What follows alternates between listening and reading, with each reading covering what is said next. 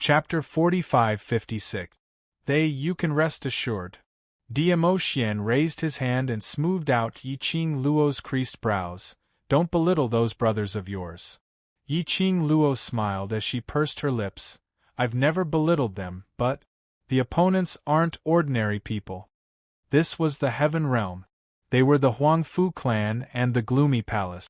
That Gloomy Palace had been jumping up and down for such a long time. It wasn't just her that couldn't handle it. Even the Emperor Palace had not been able to find out who the mastermind was until now. It was enough to show that the power behind the Dark Abyss Palace was far beyond her imagination. Don't forget, Qiao Jin is the acknowledged successor of the Huangfu clan. Diamo Xian pinched her nose. With the Huangfu family's golden pupils, his strength is not necessarily below yours. Yiqing Luo was slightly shocked. Diamo Xian rarely praised someone. To be praised by Diamo Xian, it meant that the other party was really strong. Who would have thought that Qiao Jin, as the successor of the Huangfu clan, would actually possess such formidable strength? He even pretended to be a pig to eat a tiger. If he had known earlier, he would have left most of the matters to Qiao Jin to settle. Hearing what Diamo Xian said, Yiqing Luo's heart finally heaved a sigh of relief. She clasped her hands together. The most important thing now is to find the eye of the formation, break out of it, and rush to their side as soon as possible.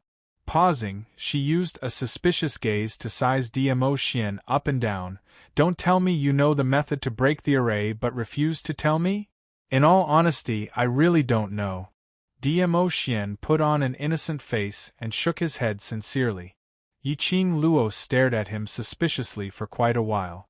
Scheme didn't find anything. She almost lost herself in his charms. Yiqing Luo retracted her gaze and pressed her hand on his elegant face.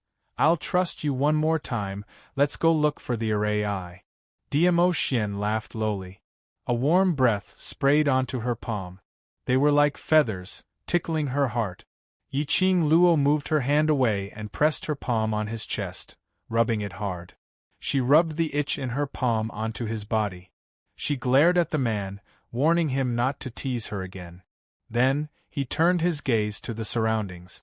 The Palace of Gloomy Shadows had specially separated her from Yan Xiao Yi and the rest. There must be a reason. He wanted to trap her in the formation. Or was he trying to achieve something through this formation?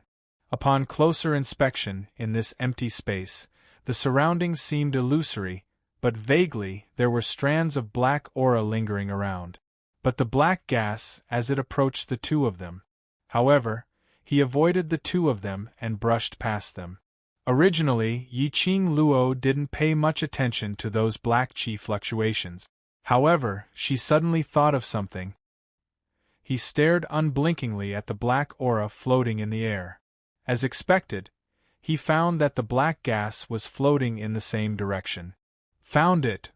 Yiqing Luo held onto Diamo Xian's hand as they headed towards the direction where the black chi was floating. After a while, the scene in front of them was no longer empty. Instead, it was a bloody catastrophe. The sky was dyed red with blood. The field was littered with corpses. The war drums continued to beat. The two of them stood in the middle of the battle. The sudden scene caused Yiqing Luo to be in a daze. Chapter 45-57. But their position wasn't very good. There were people in all directions. Blood splattered. The corpses fell. Only by flying up into the sky could they avoid being accidentally injured by the soldiers. But what made Yiqing Luo astonished was, they didn't evade. Whereas the weapons in the soldiers' hands directly pierced through their bodies, slashing towards the soldiers at the side. Yiqing Luo's evading action stopped just like that. She tried to stretch out her hand towards those soldiers. After waving it for a while, indeed, it didn't affect the soldiers at all. The battle was still ongoing. The both of them seemed like a transparent existence. No one could see them. This should be a mirage. Diamo Xian held her little hand tightly. Follow me closely, be careful. Yiqing Luo nodded. A sudden scene of the battlefield. Who knew what tricks were they playing? But, don't you feel that this battle looks like a battle between cultivators? Yiqing Luo felt a little strange. The sky above the battlefield rippled with layers of profound waves. The soldiers were using their profound energy, attacking each other. The corpses were in an extremely horrifying state. Dmo Xian looked at the huge battlefield in front of him as he nodded slightly.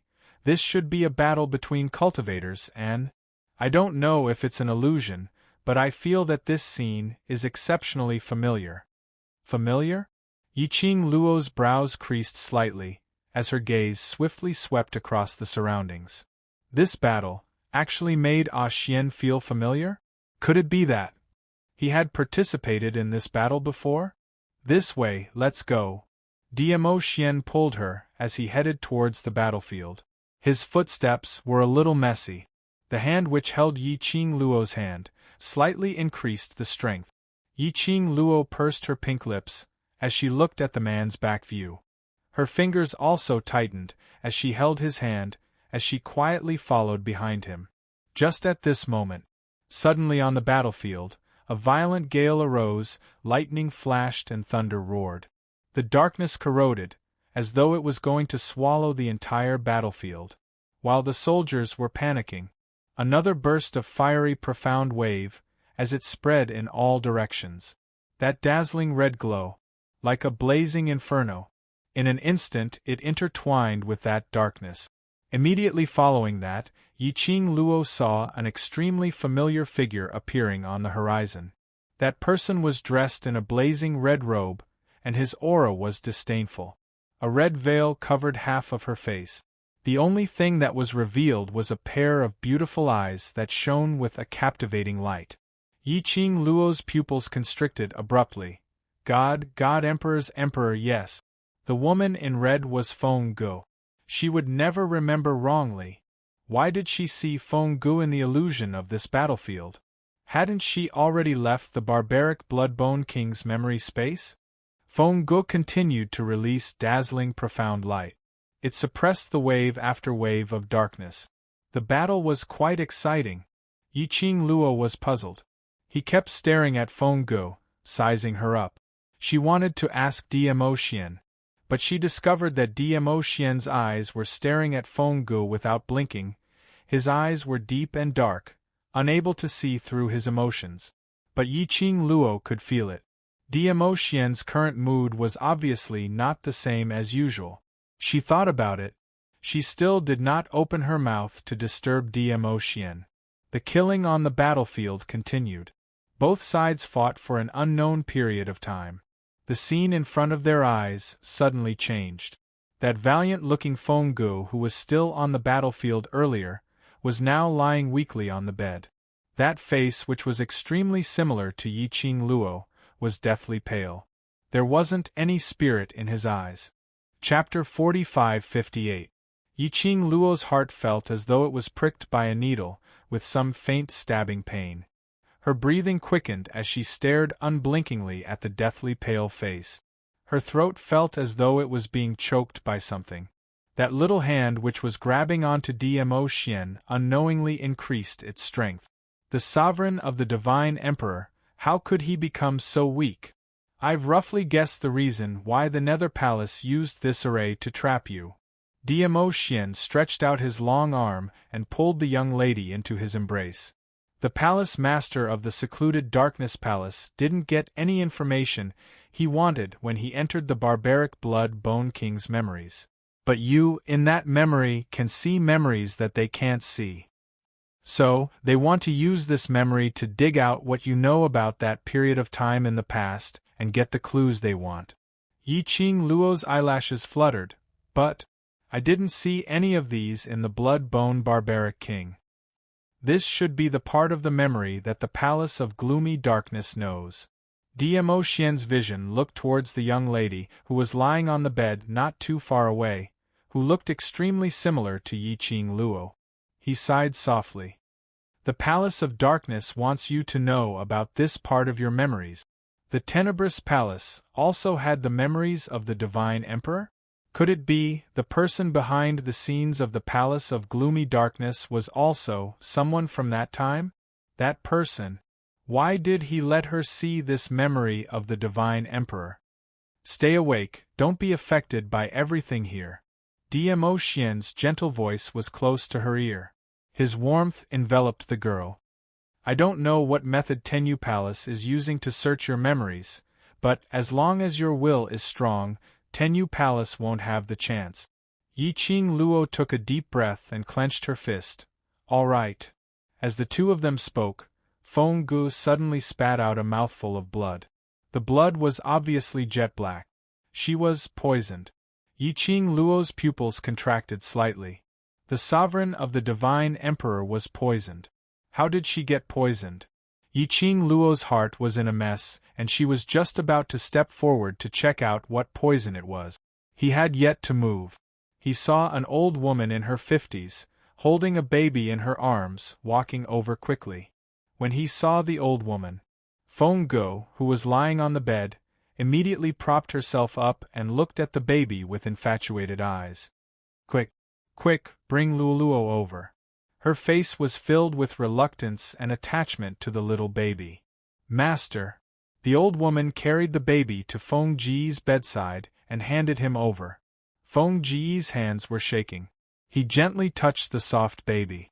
It was like he couldn't wait to tightly pull her into his embrace. However, he was also worried that he would crush the baby, so he kept controlling his strength. Luoluo, I'm sorry. Feng Ji's reddened eyes stared deeply at the baby's face. Since you were born, Mother has not been able to properly accompany you, now. I can't keep you company anymore. Tears rolled down Feng Ji's cheeks. The baby was still ignorant. He grabbed Feng Ji's hair with his little hands and squeaked. Feng Gu held the baby and talked for a while, until that face was so pale that it looked like he would stop breathing the next moment. She couldn't bear to shift her vision to the old woman. Grandma Bai, carry Luoluo well. Chapter 45-59. The old lady carried the baby carefully as she looked at Feng Gu with heartache. God Emperor, Qing Luo is right here. This old servant will take good care of her. Take a rest first, and when your body is better, you will be able to accompany Qing Luo. Feng Ji's gaze returned to the baby's face. Her eyes were burning as she stared greedily, as if she wanted to remember the baby's face in her heart. That kind of tenderness, that kind of reluctance. There's no time.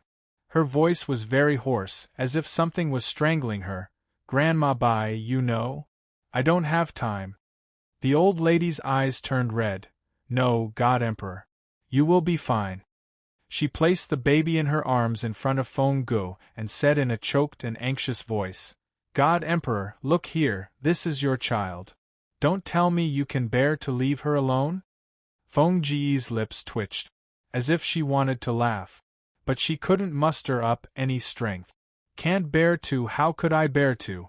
Her voice was so soft that it was mixed with the wind, making it sound unreal. But it's too late, there's no time. Feng Gu closed her eyes in pain. The tears overflowed from the corners of her eyes and slid down her cheeks. The old lady was almost choking with sobs. Feng Gu adjusted her breathing and let the old lady carry the baby, facing her face. She took a deep breath and closed her eyes again. Suddenly, her 5 fingers moved, pierced into her heart. Blood blended with her blazing robe. The air seemed to be filled with a thick smell of blood. The old lady cried out involuntarily, God Emperor, what are you doing? The old lady panicked and wanted to put down the baby to stop Feng Ji's self-harm. But before she could move, Feng Ji's painful voice stopped her. Grandma Bai, don't move. The moment she spoke, her breathing became messy. It affected the wound on her chest and the pain was twitching. That originally pale face, at this moment, looked even paler. There was no trace of blood on it. This was not only the old lady choking with sobs. Even Yiqing Luo, who was standing by the side, couldn't stop her tears from flowing down along the corners of her eyes. Yiqing Luo was totally unable to control her own emotions. His heart ached to the extreme. Dmo Xian gently patted her back as his gentle lips kissed her hair, his actions soothing her gently. Finally, Feng Ji's hand slowly stretched out. On her palm, there was a sparkling paste with blood on it. It was shaped like a heart. It shone with the flowing light of profound waves. When the old woman saw the thing in Feng Ji's palm, her face immediately turned pale. Divine Emperor, what are you doing? This is your profound heart jade. In this world, there are only two divine phoenix profound heart jade. Feng Ji's voice was barely audible. It was hard for him to even make a sound. One is in Qing Luo's body and the other is mine. By Mama, I'm very clear about my own situation. I can't continue to accompany her. This is the only thing I can do, and also, something I must do. Feng Ji's voice was getting weaker and weaker. Even the sound of his breath was a little erratic. She flipped her palm. That blood-stained profound jade heart was surrounded by a profound wave. Endless profound waves lingering around. Tightly, quickly, and orderly, they rushed into the baby's body. The dazzling profound light filled the entire room. Chapter 45-60. If they continued to endure, the other party might just stand on their heads and pee. Mu Qilan gripped her sleeves tightly. Her face under the veil was also restraining itself from twisting. She raised her head and looked at the young girl standing on the second floor. Looking from this angle, the light of the luminous pearls was ravaging the surroundings. It was as if it had coated the young girl with a layer of velvet light. The young girl who had already taken off her veil and was facing the heavens without any makeup.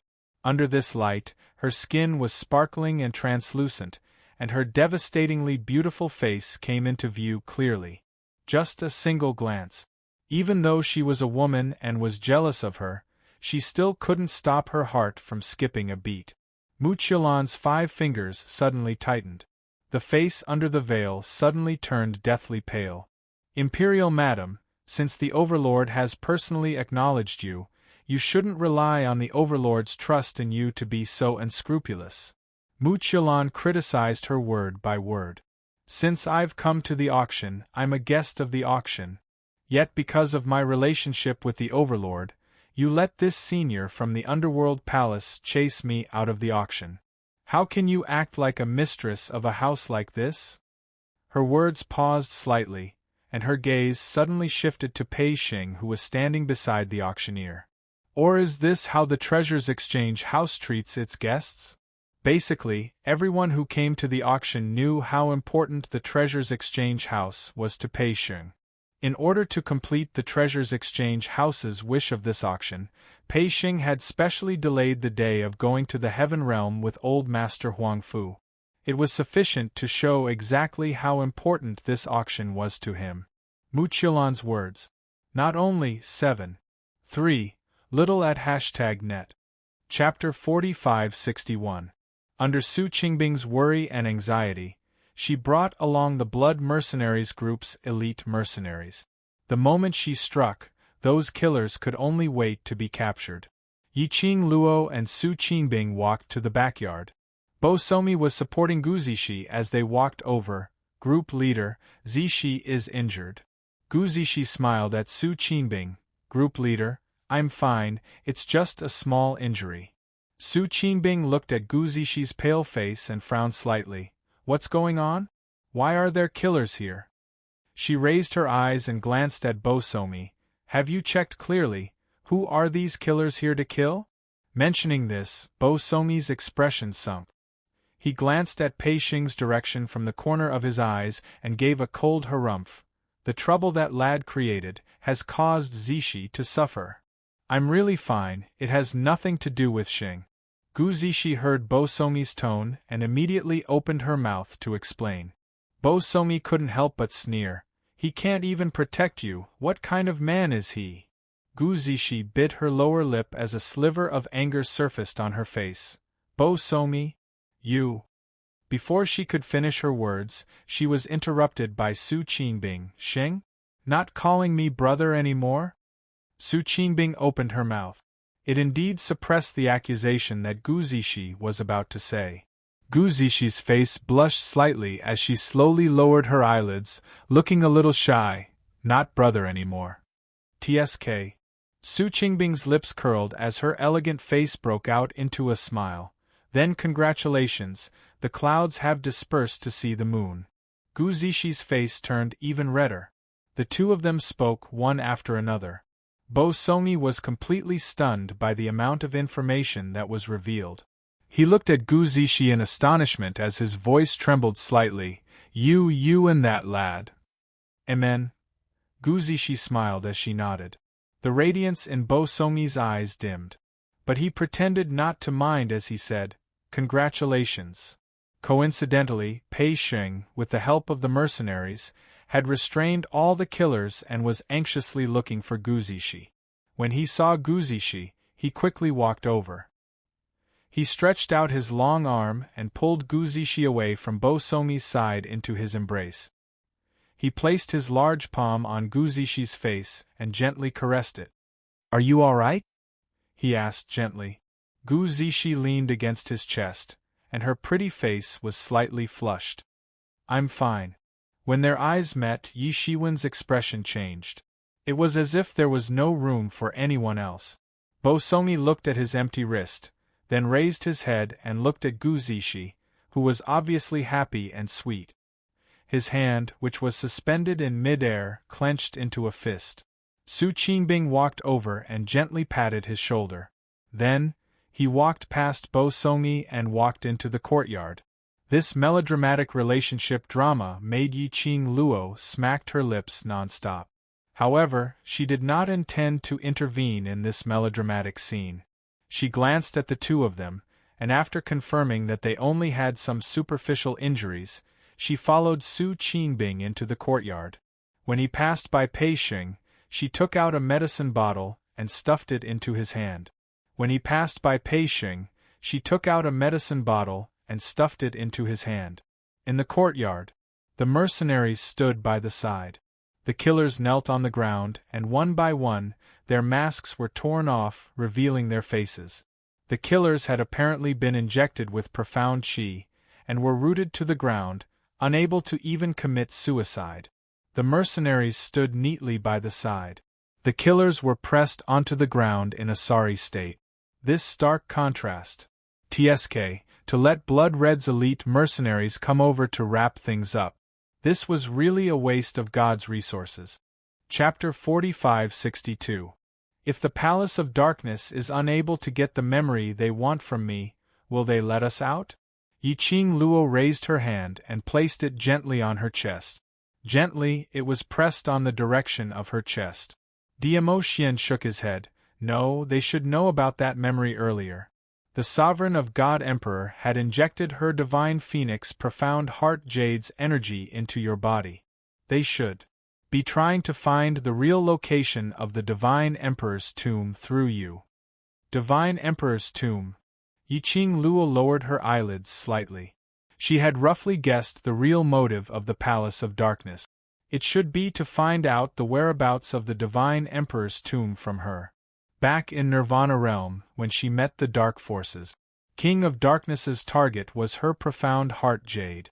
It belonged to her and not the Sovereign of God Emperors.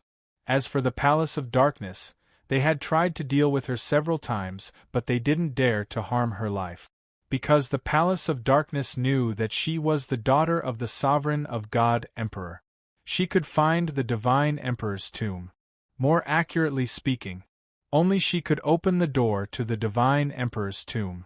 The Palace of Darkness's real motive was the Divine Emperor's tomb. So, Palace of Darkness wants to find the exact location of the Divine Emperor's tomb through that memory of mine or to find a way to open the tomb. Yi Qing Luo squinted her eyes solemnly. Both, I guess. Diamo Xian caressed her hair. Now that we're clear of the Palace of Darkness's motive, we're not considered to be too passive. Yi Qing Luo nodded her head vigorously. Amen, we need to hurry and find the array core, then break the array and leave this place. One more second in the array. Yi Qing Luo felt flustered. Who knew if the Palace of Darkness would come up with something new to force her consciousness out? Just at this moment, Suddenly, a dazzling ray of light appeared in between the two of them. This sudden ray of light made the both of them unable to react in time. The next moment, the both of them felt a blinding ray of light in front of them. Subconsciously, they shut their eyes. The ray of light quickly enveloped the both of them. Then, the light gradually dissipated. Yiqing Luo then slowly opened her eyes. After the strong light, her eyes still felt uncomfortable. She rubbed her eyes and said, "Ah Xian, what kind of trick is this formation going to play?" However, there was a moment of silence. There was no response from Dmo Xian. She grabbed a few. They could only grab air. Her expression froze and she hurriedly moved her hand away. The man who had always been holding her hand and hugging her had disappeared. It was as if he had vanished into thin air. Clearly, when the light shone just now, their hands were still holding together. How could it be all of a sudden, I can't sense his presence anymore? Ah Xian, ah Xian. She raised her voice and called out, but there was no response. His surroundings were still that illusory space. It was just that the person beside him was no longer there. Yiqing Luo's eyes sunk slightly, her long and narrow eyes squinted as she speedily surveyed the surroundings, maintaining her vigilance. This was obviously a trick of the Dark Nether Palace. He wanted to separate her from Dmo Xian, so that he could lay his hands on her. If that was the case, this formation could be controlled at any time. The person who set up the formation must be in the dark, silently observing everything within the formation. So he would make appropriate adjustments according to the situation within the formation. Chapter 4563. Which meant she could use this array to find the person who set it up. Yiqing Luo's eyes darkened. In the empty space, there was a vast expanse of whiteness that stretched as far as the eye could see. She simply sat on the ground. No matter which way she walked, it was the same environment in front. She wanted to see how well the Palace of Darkness could keep their composure. After Yiqing Luo sat down, she looked lazy, but in actual fact she was releasing her senses to sense all the changes in the surroundings. She secretly used her mental energy to try to contact the pet space or the Azure Dew bracelet. But no matter if it was the pet space or the Azure Dew bracelet, there was no response. This array also cut off the connection between her and the pet space as well as the Azure Dew bracelet. The Palace of Darkness was planning to make her isolated and helpless, so that they could penetrate her mental defense. Yiqing Luo didn't move. The surrounding nothingness was also silent. The entire space seemed to be completely silent. Not a single sound could be heard. Not knowing how long had passed, Yiqing Luo's heart was as calm as a pool of stagnant water, without any ripples. The Palace of Darkness couldn't find any opportunity to attack her consciousness. Suddenly, she felt a burning pain in her chest, as if a ball of fire was burning in her chest. Yiqing Luo's breath stopped as her fingers pressed against her chest. That was the profound jade heart. It was agitated. Yiqing Luo concentrated slightly as she tried to calm her emotions. The Palace of Darkness couldn't hold it in any longer. As long as the Palace of Darkness was anxious, she would be able to find the key to break this array. The burning and scorching heat in her chest was like a ball of fire trying to break out from her body. This agitated feeling, it belonged to the Emperor of God's profound jade heart. As if it was about to leave her body. Your profound jade heart is the key to open the Emperor of God's tomb. In a trance, there seemed to be someone talking to her. The voice was very soft and the surroundings were very noisy. She couldn't hear it clearly. You are the key. Quick, use your key to open that door. As long as you open that door, you will obtain the supreme glory. The illusory voice was still ringing in his ears. When Yiqing Luo heard that, she only felt the scorching feeling in her chest, as it started to surge. It was as if something was being torn apart.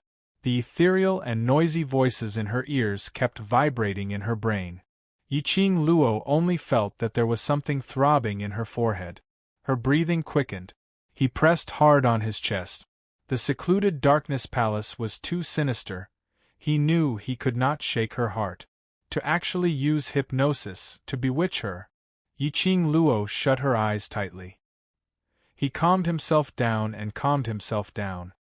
He tried hard to ignore the explosion in his head. However, the burning sensation in his chest was like a ball of raging fire. Tell me the location of the Divine Emperor's tomb, and I'll take you with me to ascend the throne, the pinnacle of humans. The noise was still ringing in his ears. Vaguely, she seemed to feel a large palm slowly reaching towards her. That was a hand that was totally different from Dmo Xian's. It gave her a warm feeling, filled with hope. She didn't know why, but from this hand she could see warmth and hope. But in her mind there was a voice that kept repeating this. The young lady's eyes gradually became misty. Towards that hand, slowly. She stretched out her hand. Chapter 45-64. The young lady's fair fingers, under the vast whiteness, seemed to be plated with a layer of faint fluorescence. Slowly it was placed into that invisible large palm. The fog spread, curling upwards like smoke. The young lady's hand came into contact with that large palm. Just as that large palm was about to hold the young lady's hand in the palm, the young lady suddenly moved. That soft and boneless little hand, her 5 fingers were like an eagle's claw, clasping that large palm. The young lady's pink lips curled slightly. When she raised her eyes, there was no longer any pain and confusion on her face. That large palm which was clasped by her tried to retract in panic. But it was clasped tightly by the young lady, totally unable to move. Trying to escape? It's too late. Yiqing Luo gave a cold laugh, as a piercingly cold glint flashed past her eyes. She grabbed that large palm, pulling it hard, bringing along a vast profound glow, as though it was going to devour everything around it. You've been deliberately mystifying for such a long time, it's time for me to see your real face. Following her chilly voice rang the violent actions of the hand. The surrounding illusory environment started to crack, turning into pieces of broken pieces. Broken pieces. The owner of that hand, which was enveloped by the illusory fog, gradually revealed a shadow, a tall and straight figure.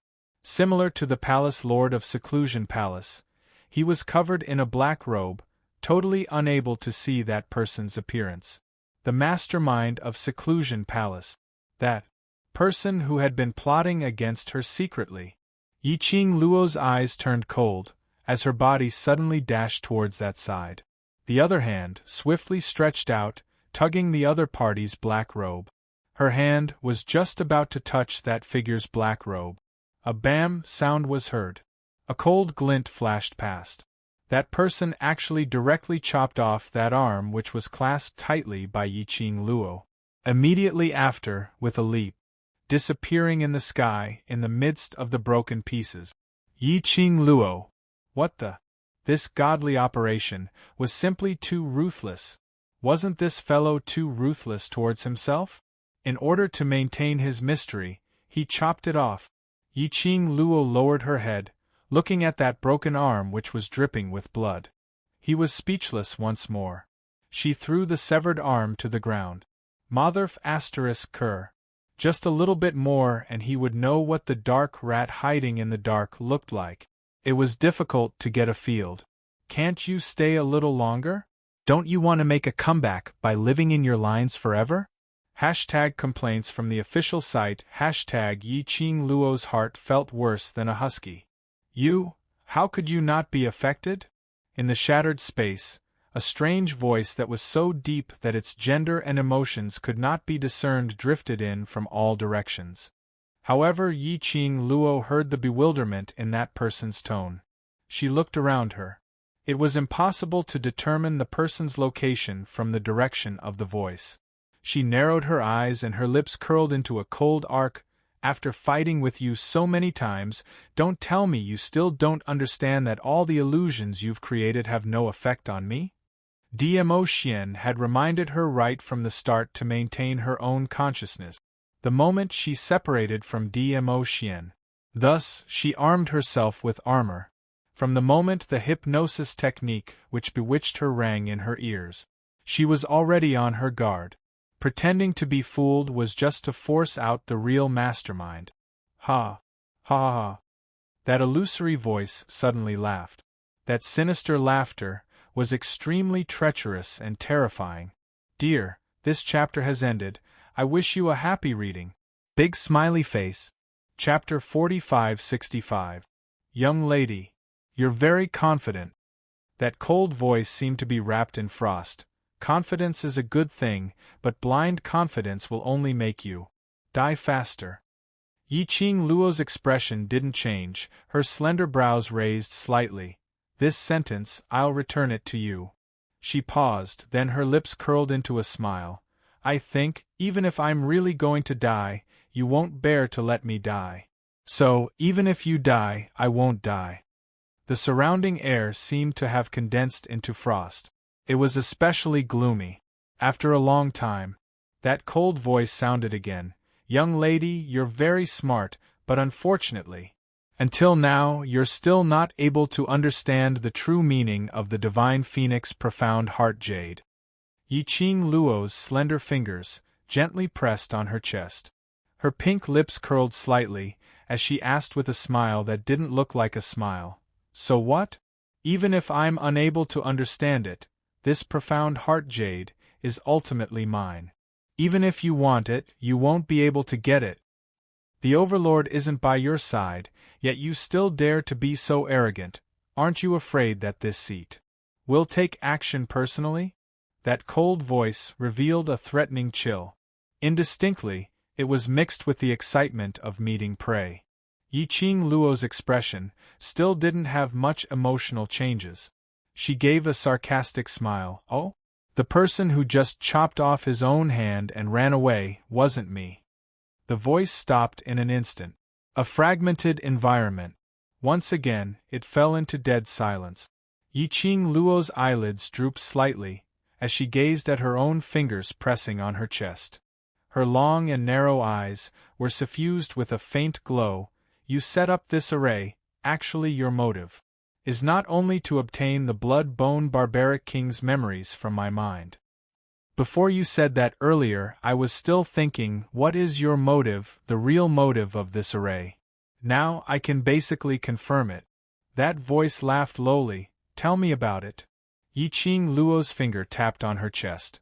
If you wanted this Divine Phoenix profound heart jade, you had a huge chance to directly dig out the profound heart jade from my body, but you didn't. In addition to what the King of Darkness once said a long time ago, my body is the vessel for this profound Phoenix heart jade. This also means that only I can nurture this Divine Phoenix profound heart jade. What you want isn't the current profound heart jade, but a profound heart jade that's been nourished by my body and has already completely matured. Yiqing Luo's voice paused for a moment as the corners of her mouth hooked up into an arc that seemed like a smile that wasn't a smile. You wanted to control my body countless times, wanted to turn me into your puppet countless times. The array this time, I'm afraid it's also for the sake of allowing me to comprehend the true meaning of the profound jade heart, to be used by you. That sinister and treacherous voice, after hearing Yiqing Luo's words, couldn't help but burst out laughing. That strange tone, when he laughed, there was a kind of hair-raising feeling. Young lady, you're really very smart. No wonder you're the person whom this seat has spent so much effort to obtain. That voice's tone became treacherous and eerily cold. What a pity. After entering this array, before this seat achieves my motive, you absolutely will not be able to leave this place. That voice sneered. I wonder if those brothers of yours outside will be able to support you out of this array. Yiqing Luo's brows sunk slightly. Her gaze turned chilly, and the temperature also turned chilly. I've said before, that sentence of yours, I'll return it to you word for word. Don't be too confident. Dear, this chapter has ended. I wish you a happy reading.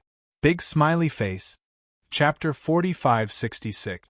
That voice was indifferent. Young lady, you can't even find where I am and you're still trying to leave the array? That person's words had just ended. Suddenly, the voice stopped abruptly. A piercingly cold, murderous intent filled the sky and earth. A loud bam sound was heard. A black-robed figure was sent flying and fell to the ground. That black-robed man suddenly flipped over and leapt up from the ground. Turning his head back, he met with a pair of shimmering peach blossom eyes, black to the extreme, like a deep pool, filled with icy cold murderous intent. Diemo-Chien. Black-robed man's hoarse voice spat out 3 words while gritting his teeth. That voice was sharp and piercing. The purple-robed man slowly landed next to Yi-Ching Luo. His magnificent looks looked down on all living beings. His long arms stretched out and pulled the young lady into his embrace.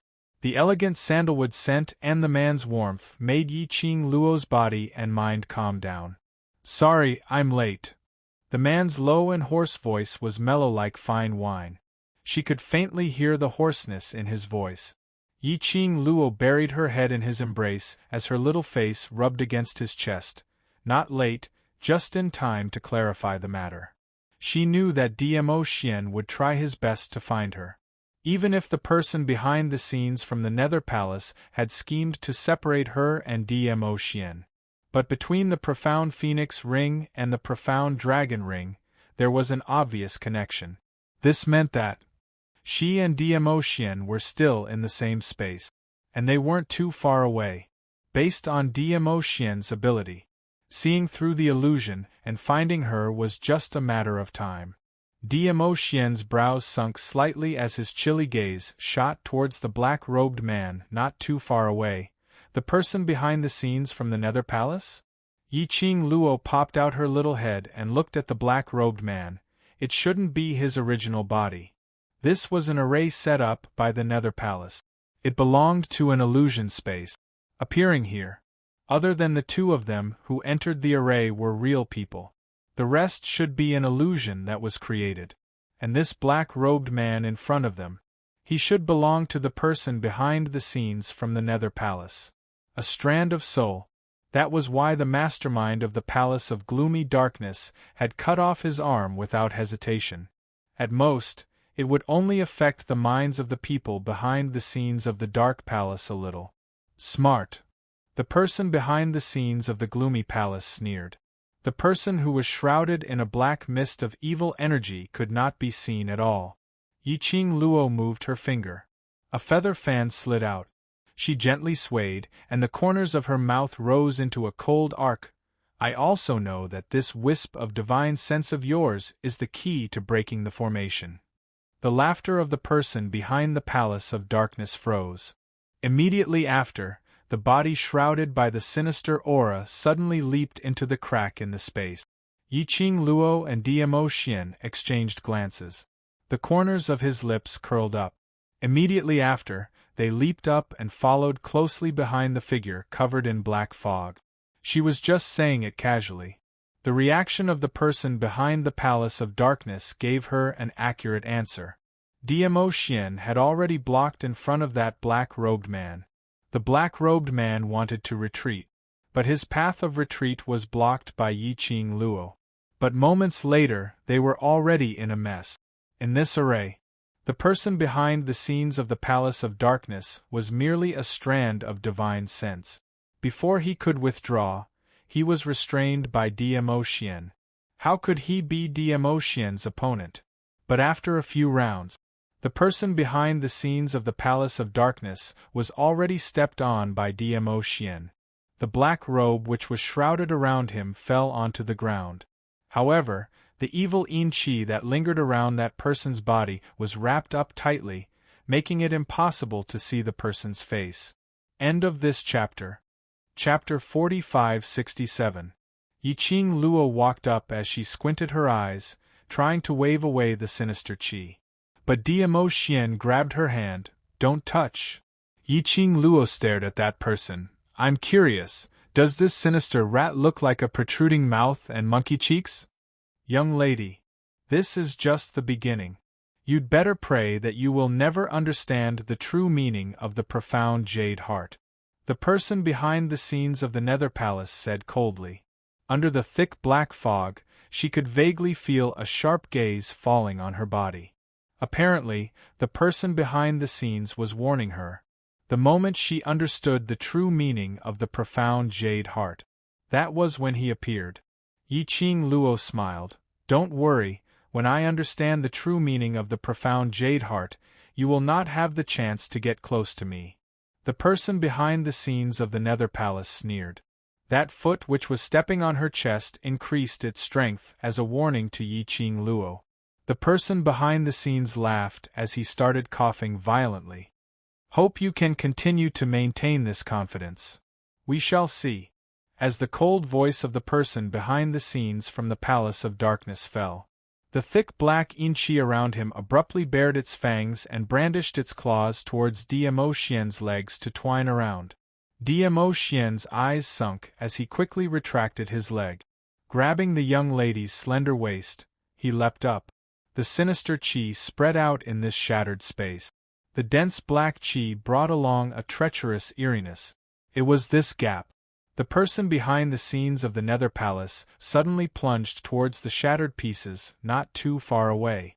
Yiqing Luo's pink lips curled as a glint flashed past her eyes. Her fingertips flicked. The alluring red glow turned into a flowing light as it chased after the figure which had disappeared.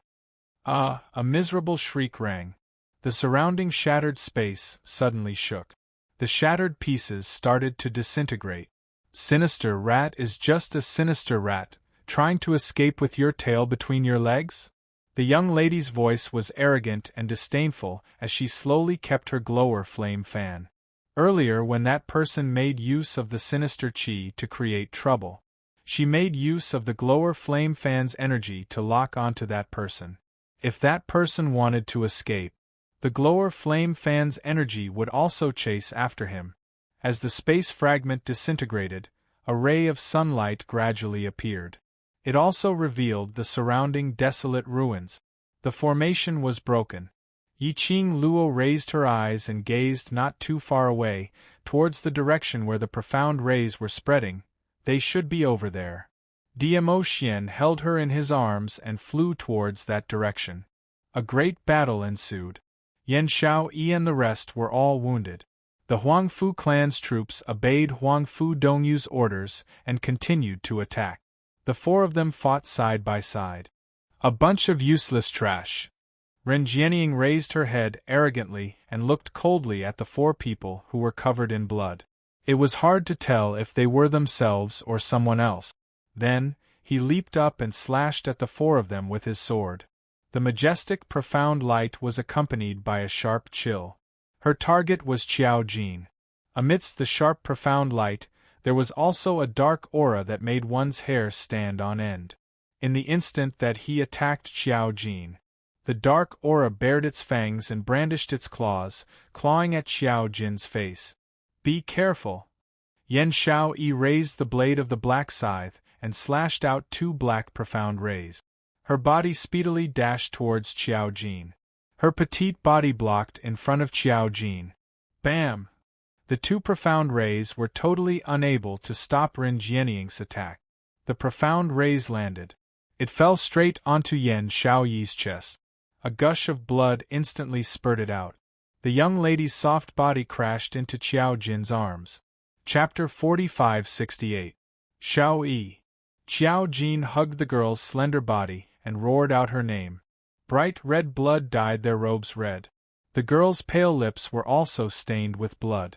A dark light flashed past Qiao Jin's eyes as he glared at Ren Jianying. Ren Jianying smirked, her face filled with viciousness and arrogance. I wanted to leave it to them, but the Huangfu family is all trash. I don't have so much time to waste here. She waved the sword in her hand. The dark light merged with the dark evil energy, like a poisonous snake sticking out its scarlet tongue, making one shudder. On the other side, Huangfu Dongyu and Huangfu Fengyan, who were called trash by Ren Jianying, stared at Ren Jianying with ugly expressions. They felt indignant, but they didn't dare to retort. Ren Jianying glanced at Yan Xiaoyi in disdain and smirked. Do you want to die together for love? I can grant you your wish. She leaped, the sword in her hand stirring up waves of wind. Boundless dark energy pressed forward like a hot knife through butter. Qiao Jin hugged Yan Shao-yi and stood there motionlessly. His head was lowered and his expression couldn't be seen clearly. They could only feel the anger emanating from his body. Ren Jianying sneered and didn't think much of it. The sword fell and the sword waves surged. The dark waves turned into turbulent waves and crashed down. Qiao Jin, Huang Fuxing wanted to rush forward and block this move for them. However, the Huangfu family's men had him and Gu Zixi locked down. The moment they moved, they were blocked by countless men. Bang! Ren Jianying's sword wave fell. The earth shook. Crushed stones flew and endless dark light seemed to be able to devour everything around it. The surging sword wave was like a tide. The violent attack engulfed everything in its surroundings. Qiao Jin's figure carrying Yan Shao-yi was instantly hidden between the sword wave and the dark light. Ha, weak! Ren Jianying snorted in disdain. Qiao Jin! Jin! Not far away, Long Yunzhan and the rest who rushed oversaw this scene. Their eyes were bloodshot as they stared in disbelief at the scene before them being devoured by the dark aura and dark aura. When they sensed this scene, they were stunned. He rushed over as fast as he could. But he still didn't make it in time. Each and every one of them stood rooted to the ground, staring blankly at the scene before them. The tyrannical profound radiance and evil chi formed a black vortex in midair. The surrounding air and the tumbling gravel were all quickly swept towards the vortex. Long Yunzhan's eyes were so blue that they were deep, like the surface of a lake, causing layers of huge waves. I'll go save them. Long Yunzhan's 5 fingers clenched tightly, unable to believe everything that he saw before his eyes. With a leap, he rushed towards the direction where Qiao Jin and Yan Shao-yi were being swallowed. Leader! Tong Ziqing hurriedly pulled him back and said with a trembling voice, "Don't be impulsive, Jin Zi and Shao, you wouldn't want to see you get hurt because of them." No one could determine just what kind of danger was hidden in the depths of that vortex. If they were to rush over there, not only would they not be able to save them, they might even lose their lives. Don't tell me we're just going to stand by and watch? Long Yunzhan's eyes were filled with raging waves. His eyes were bloodshot red. Wait! Tong Ziqing suddenly saw something. Leader, look! Look over there! The few of them looked in the direction of Tong Ziqing. Chapter 4569. Vaguely, 2 figures could be seen, faintly discernible. Immediately after, the dazzling golden light was like a sharp blade that quickly sliced apart the vortex. Evil energy surged. But as the golden light spread, everywhere it went, it was covered by the golden light. As the golden light became brighter, those 2 figures became more and more obvious. It's Qiao Jin. Huang Fuxing's eyes widened, exclaiming in joy. Under that majestic dark light, the faintly discernible figure, wasn't it Qiao Jin and Yan Shao-yi in his arms? The 2 of them were fine. A dazzling golden light. It enveloped the 2 of them. They were completely protected within it. No matter how the sword waves surged, no matter how the vortex tsunami, no matter how close they were to the 2 of them, this scene caused Ren Jianying's expression to darken. Her eyes were sinister as she glanced at the 2 of them, who were unharmed. The long sword waved rapidly. Once again, she launched a brutal attack. The long sword fell. The shocking dark wave rolled like a tide. Like a bolt of lightning, unstoppable. Bang! Vaguely, Qiao Jin, who was under the golden light, slowly raised a hand. When the dark light collided, the entire space shook. But the person under the golden light did not move at all. The vortex, under the pressure of the golden light, gradually dissipated. The man, who was hugging the woman in his arms, slowly raised his head. That pair of golden eyes, which were so golden that they were without any impurities, was ice-cold. Golden eyes, the power of the Huangfu family. Ren Jianying's heart moved, her face revealing a rare panic. The Huangfu family, the purest golden eyes. They were simply the nightmare of the entire heavenly realm. People who possessed golden eyes, their strength could be called Tai. This Qiao Jin. He was actually from the Huangfu family, a person with such pure golden eyes. Can't be left alive. This person definitely can't be left alive. Ren Jianying suppressed the anger and restlessness in her heart. The sword light flipped, once again launching an even more fierce attack. When she attacked, her killing intent was awe-inspiring. Go! Long Yunzhan recovered from his surprise, seeing Ren Jianying's successive attacks becoming increasingly fierce. He immediately leaped up, charging towards Ren Jianying. Qiao Jin hugged the person in his arms tightly. He protected her tightly. He wouldn't let her get hurt in the slightest. His golden eyes reflected the girl's beautiful face. It was as if he was relying on his body's instincts to counterattack and attack. The only thought in his mind was to protect the person in his arms, protect her. I can't let her get hurt again. Ren Jianying's eyes darkened, and she looked at Long Yunzhan, who was not far away. She stepped back. He fiercely pulled Huangfu Fengyan over and threw her in Qiao Jin's direction. You guys actually didn't tell me that he is the true successor of the Huangfu clan. This is your Huangfu family's matter, you can settle it yourselves. Huangfu Fengyan had yet to react. He had already been thrown in front of Qiao Jin. When she met Qiao Jin's emotionless and pure golden eyes, her body went limp and she screamed. He turned around, intending to flee. Qiao Jin stretched out his arm and grabbed onto Huangfu Fengyan's shoulder. His 5 fingers turned into eagle claws and directly pierced into Huangfu Fengyan's body. Fresh blood instantly dyed his hand red. Viscous blood dripped down. Qiao Jin seemed as if he didn't realize just how crazy his actions were. Just as he was about to directly pierce through her heart, the person in his arms, her fair little hands weakly grabbed onto Qiao Jin's wrist. It was just a light touch. Chapter 4570. Xiao Yi. Xiao Yi. Qiao Jin's eyes were filled with joy and worry as he lowered his head to look at the person in his arms. How are you? Where do you feel uncomfortable? Yan Xiao Yi took a deep breath and smiled at him with difficulty. Don't let the dirty blood stain you. Qiao Jin's eyes widened. The person in his arms was smiling with great difficulty, but she still managed to maintain the smile on her face. Yan Xiaoyi's breathing paused as she shut her eyes tiredly. Jin, I'm a little tired and want to rest for a while. Group leader and the rest are here and Qing Luo is also trying her best to find us. Be well, don't be stained by those dirty blood. Towards the end, Yan Xiaoyi's voice was almost unable to speak. Only the sound of air was left. She could feel that Qiao Jin had been controlled and dominated by those golden eyes. Qiao Jin. Almost subconsciously, he started a massacre. Especially when Huangfu Fengyan's blood spurted out. Qiao Jin's consciousness became increasingly chaotic.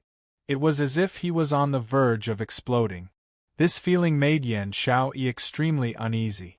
Even though she was in Qiao Jin's embrace, even though her face was reflected in his eyes. But she felt that the distance between her and Qiao Jin was getting further and further apart. This was not the first time she had seen Qiao Jin's golden eyes, but it was the first time she had such a feeling. I can't let him touch blood again. He would be enchanted by the golden eyes and lose himself. Qiao Jin hugged her gently as his pair of pure golden eyes were suffused with a faint golden glow. Don't sleep. Xiao Yi, don't sleep now, wait for Qing Luo to come, then you can rest. He sounded a little panicked. The emptiness in his eyes had been replaced by anxiety. Hey, you're still flirting with each other.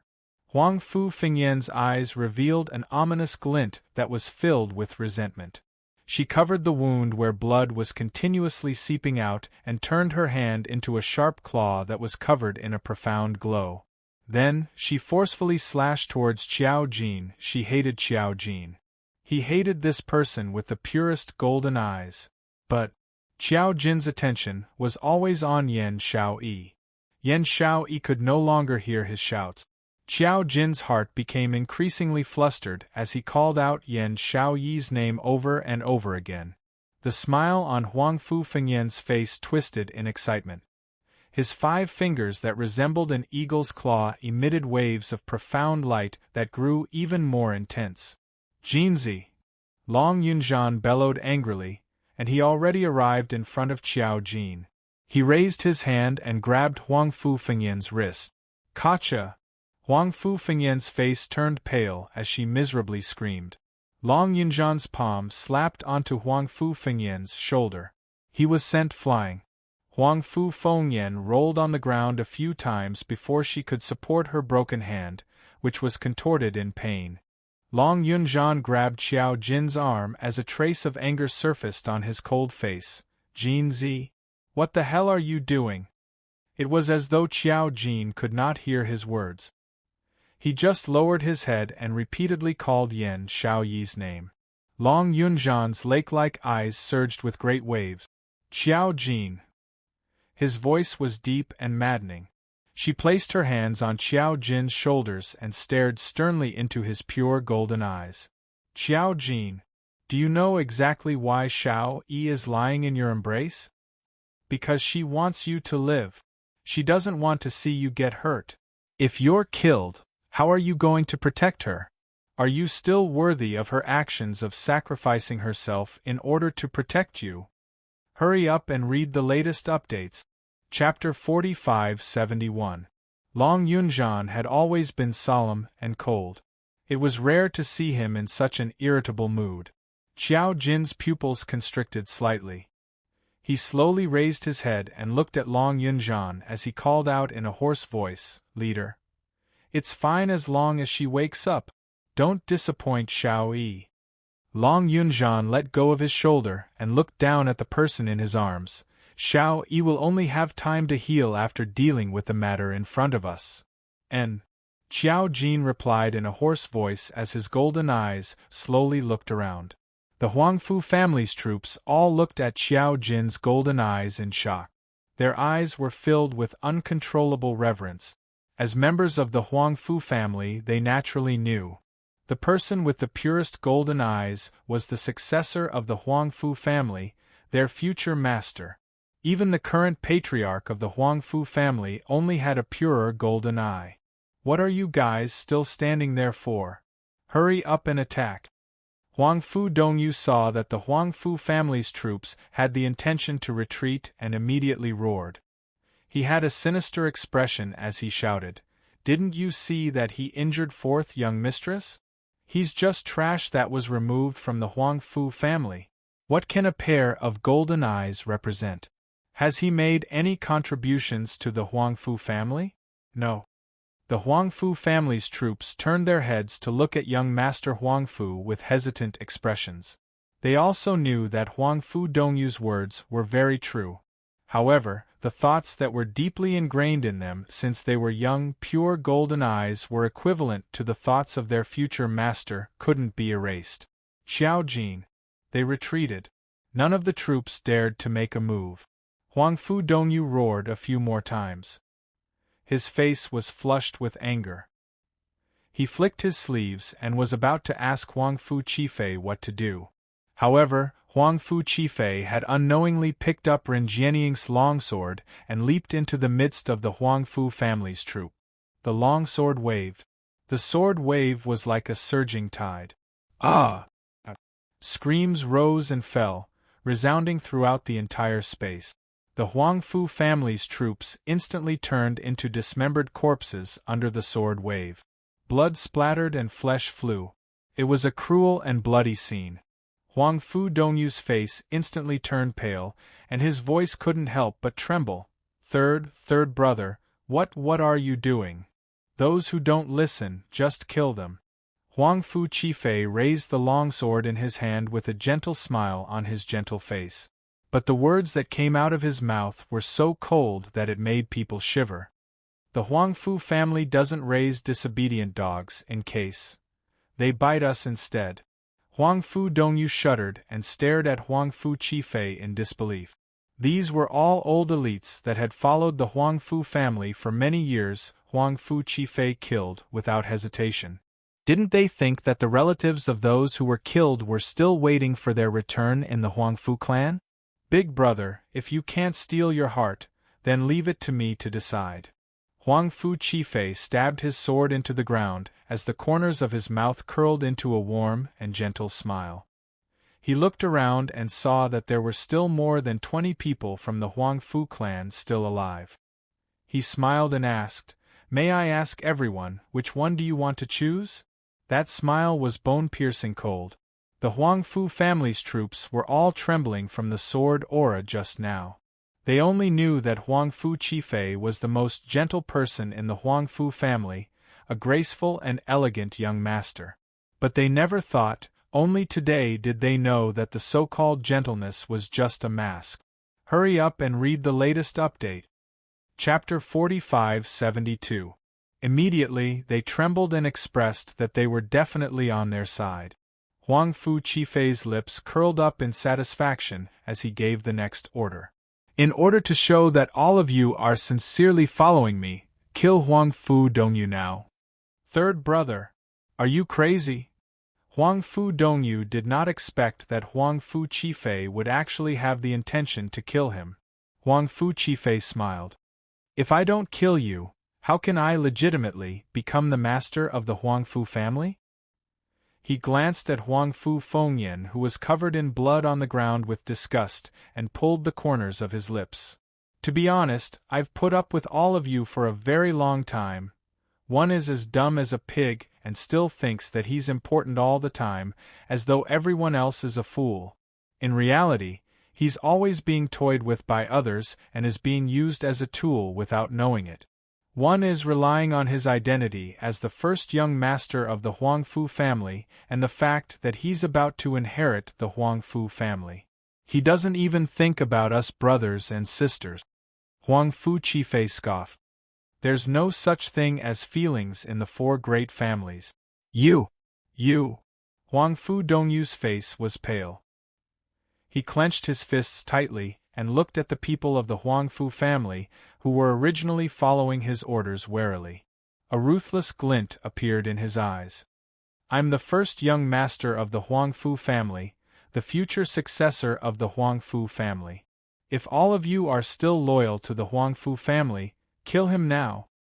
He's killed so many people of the Huang Fu family, so many elders who have been loyal to the Huang Fu family for many years. He'll definitely kill all of you.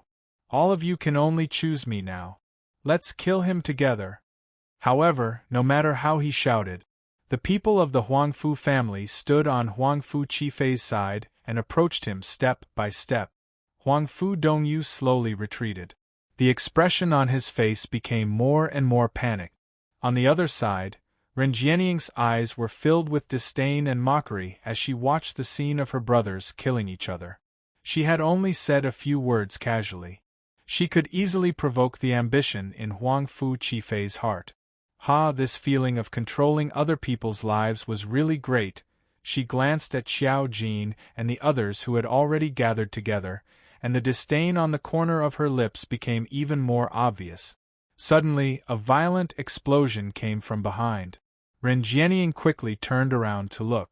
The place where the palace master of secluded Darkness Palace was sitting exploded with profound waves. The ground collapsed into a huge black hole. The palace master of the Netherworld Palace knelt on one knee on the ground and stared blankly at the direction of the explosion.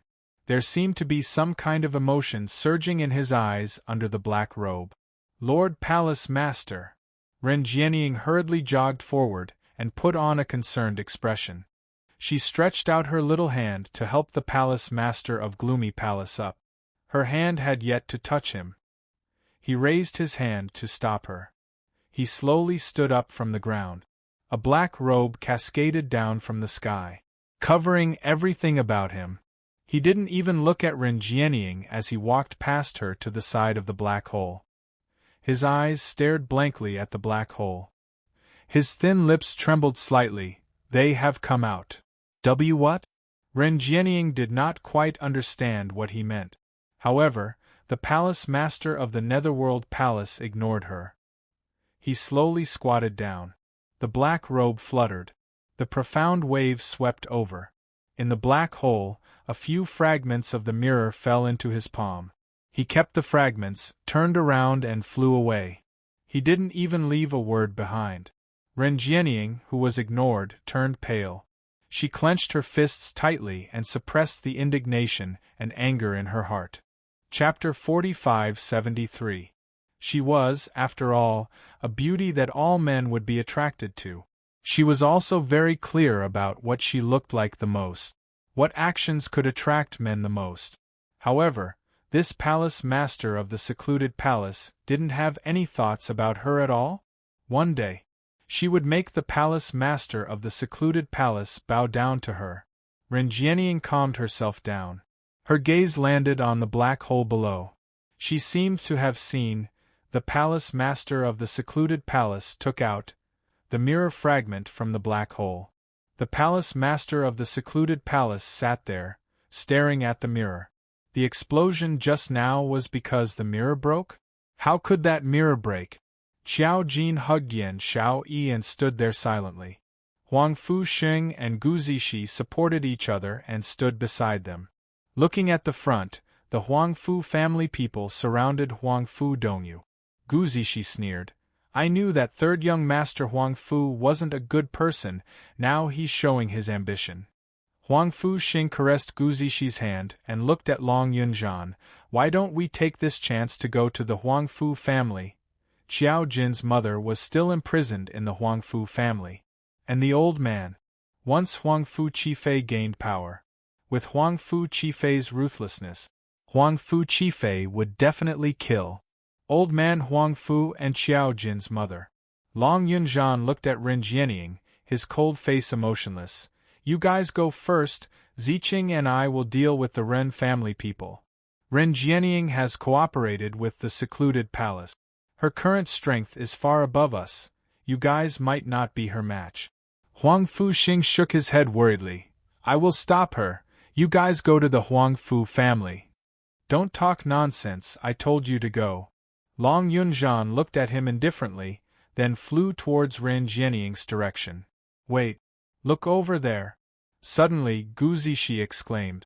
Long Yunzhan and Tong Ziqing paused. They looked towards Gu Zixi's direction. Huang Fu Dongyu was still trying to use a bigger temptation to convince the Huang Fu family people. However, the eyes of the Huang Fu clan's group were filled with killing intent. One of the older elders looked at Huang Fu Dongyu and said, Eldest young master, in terms of strength and talent, you're indeed inferior to third young master. Handing the Huang Fu clan over to third young master is the best choice. Eldest young master, just obediently accept your death.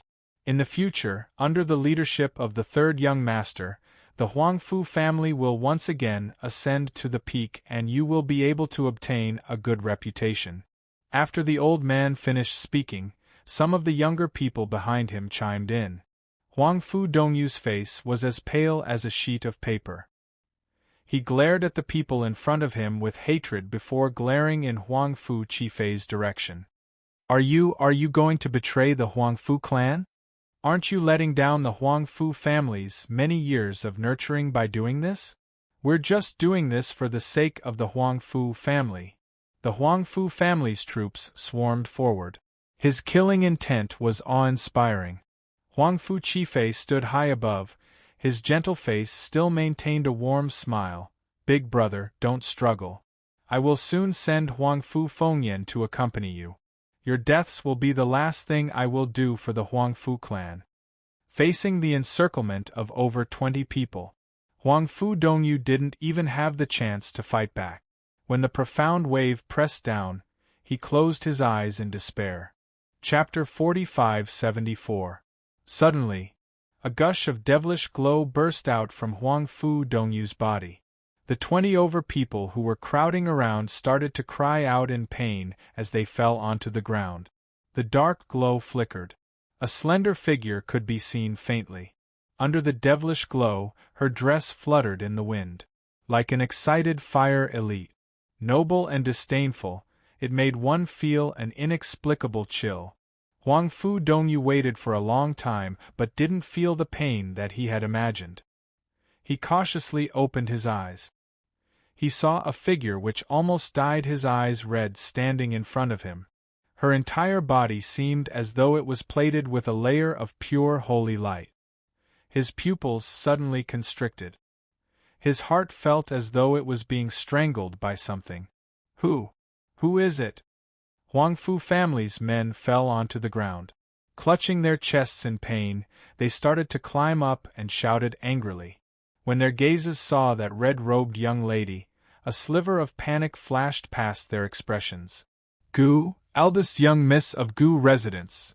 It's eldest young miss of Gu residence. The crowd cried out that young lady's name. Eldest young miss of Gu residence. Yiqing Luo. When Huang Fu Dongyu heard this name, he was stunned. Yiqing Luo would save him? Yiqing Luo would actually save him? No. This was impossible. How could the lady in front of him be Yiqing Luo? Huang Fu Dongyu staggered up from the ground as he looked at the young lady in front of him in a daze. Until he saw the young lady's face clearly. He then believed. The person in front of him was Yiqing Luo. Yiqing Luo stood elegantly in front of Huang Fu Dongyu. The expression on her face was indifferent without any extra emotions. A pair of long and narrow eyes casually swept across the group of people from the Huang Fu clan, and the corner of her mouth curled into a cold arc that seemed to be a smile that wasn't a smile. Yiqing Luo. Huang Fu Chi Fei saw the person who suddenly appeared and his expression sunk. You? How did you? Didn't Patriarch Ren say? Yiqing Luo had already fallen into the array which she had set up long ago, and also vowed that even if the Overlord was around, Yiqing Luo would absolutely not be able to escape from the array? Why? Did Yiqing Luo coincidentally appear here? In the face of Huang Fu Qifei's doubtful and interrogative gaze, Ren Jianying was also shocked. Her eyes widened as she looked at Yiqing Luo in astonishment. The expression on his face alternated between green and red. He suddenly thought of the scene where the palace master of the gloomy palace's mirror cracked, and he left in anger. Could it be that, when the mirror surface cracked, it represented that the array had been broken by Yiqing Luo? Ren Jianying's face darkened, and her eyes were filled with hostility. The palace of gloomy darkness was also unreliable. She really thought that it was foolproof. Unexpectedly, how long had he trapped Yiqing Luo for? The array was broken by Yiqing Luo. Ren Jianying clenched her slender fingers, and her eyes were filled with venom. Amidst the brilliance, she kept searching for ways to kill Yiqing Luo in her mind. As for me, what I hate the most are disloyal dogs. The girl's lazy voice sounded leisurely. Her brows raised slightly as she glanced indifferently at the Huang Fu family's direction. Following that, her gaze fell onto the astonished Huang Fu Dongyu. Don't misunderstand, I don't want to help you. I just don't see eye to eye with them, so I conveniently took action.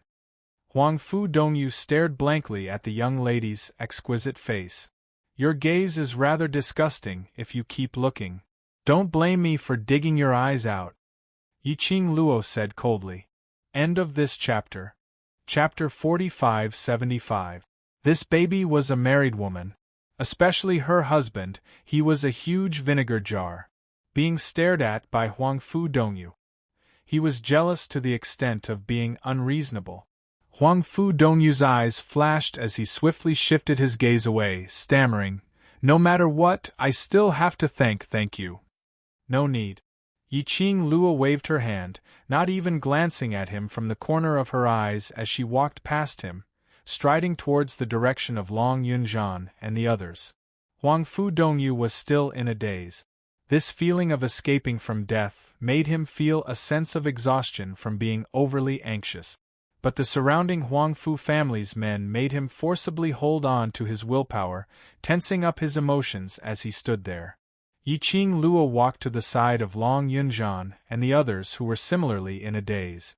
Qiao Jin was the first to react. He carried Yan Xiao Yi as he rushed to Yiqing Luo. Qing Luo, earlier Xiao Yi helped me to block a strike. Take a look at her injuries. Has the profound yin qi entered her body? His tone was filled with anxiety. Yiqing Luo took a look at the person in his arms. The lady's delicate face was pale. Even his lips did not have the slightest trace of blood. But the lady's brows were flat without any wrinkles. Yiqing Luo comforted, there shouldn't be any profound yin qi. She held Yan Xiaoyi's wrist, lay Xiao-yi flat on the ground first. Xiao Jin did as he was told. Yiqing Luo took Yan Xiaoyi's pulse. Don't worry, she only suffered some internal injuries and will recover after some recuperation. Feed her a medicinal pill first.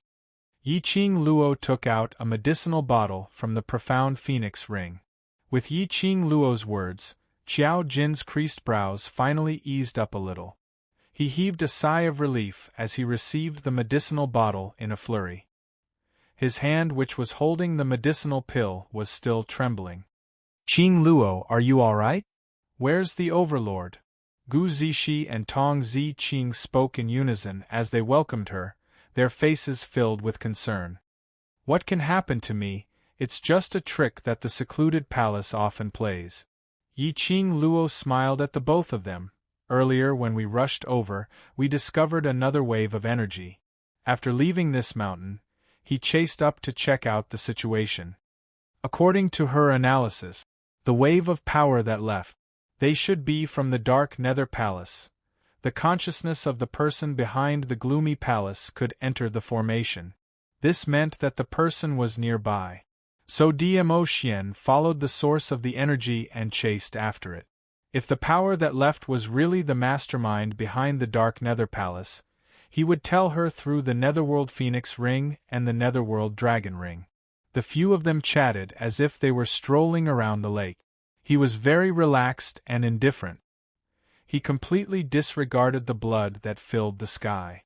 Ren Jianying stared at Yiqing Luo with a gaze filled with venom and unwillingness. Yiqing Luo knew her secret. She absolutely could not let Yiqing Luo live. A vicious light flashed in her eyes as she shouted fiercely, Huangfu Qifei, what are you still standing there for? Kill her while Di Zun is not here. The commanding tone caused Huangfu Qifei's brows to knit together slightly. But it was only for a moment. He lowered his eyelids as his voice was gentle. Patriarch Ren, if I kill her and the Overlord blames me, what should I do? Aren't there 2 ready-made scapegoats over there? What are you afraid of?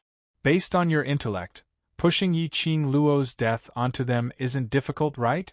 Ren Jianying's voice became deeper and more venomous. If you don't take action now, you won't have this chance anymore. Huangfu Qifei's expression didn't change as his lips curled upwards as he smiled warmly. Patriarch Ren, on this mountain, everyone is my Huangfu family's men, and Patriarch Ren, you are alone. End of this chapter. Chapter 4576.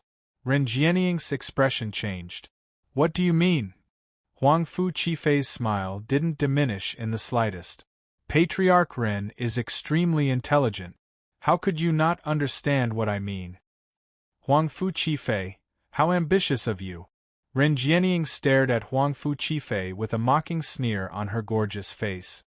He seemed to be ridiculing Huangfu Qifei's audacity. Huangfu Qifei only thought that she was struggling on her deathbed. When it comes to ambition, we are about the same. Isn't everything we've done just to fulfill our ambitions? Ren Jianying raised her head slightly, revealing her fair neck. Do you think you can be my opponent? I might not be your match, but I am the one with the advantage in numbers. Huangfu Qifei walked slowly towards Ren Jianying. Patriarch Ren, if you're able to be obedient, then the cooperation between us can still continue. Ren Jianying did not avoid it. He stood there with a faint smile on his face. His face was filled with arrogance, as if expressing extreme disdain towards Huangfu Qifei's words. Third young master Huangfu, no matter what you do, don't be too absolute. It's good that you're confident, but sometimes it can easily turn into conceit.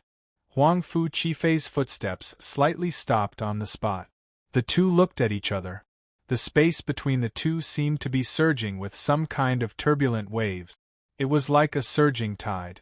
Not far away, Qiao Jin glanced at Huang Fu Dongyu.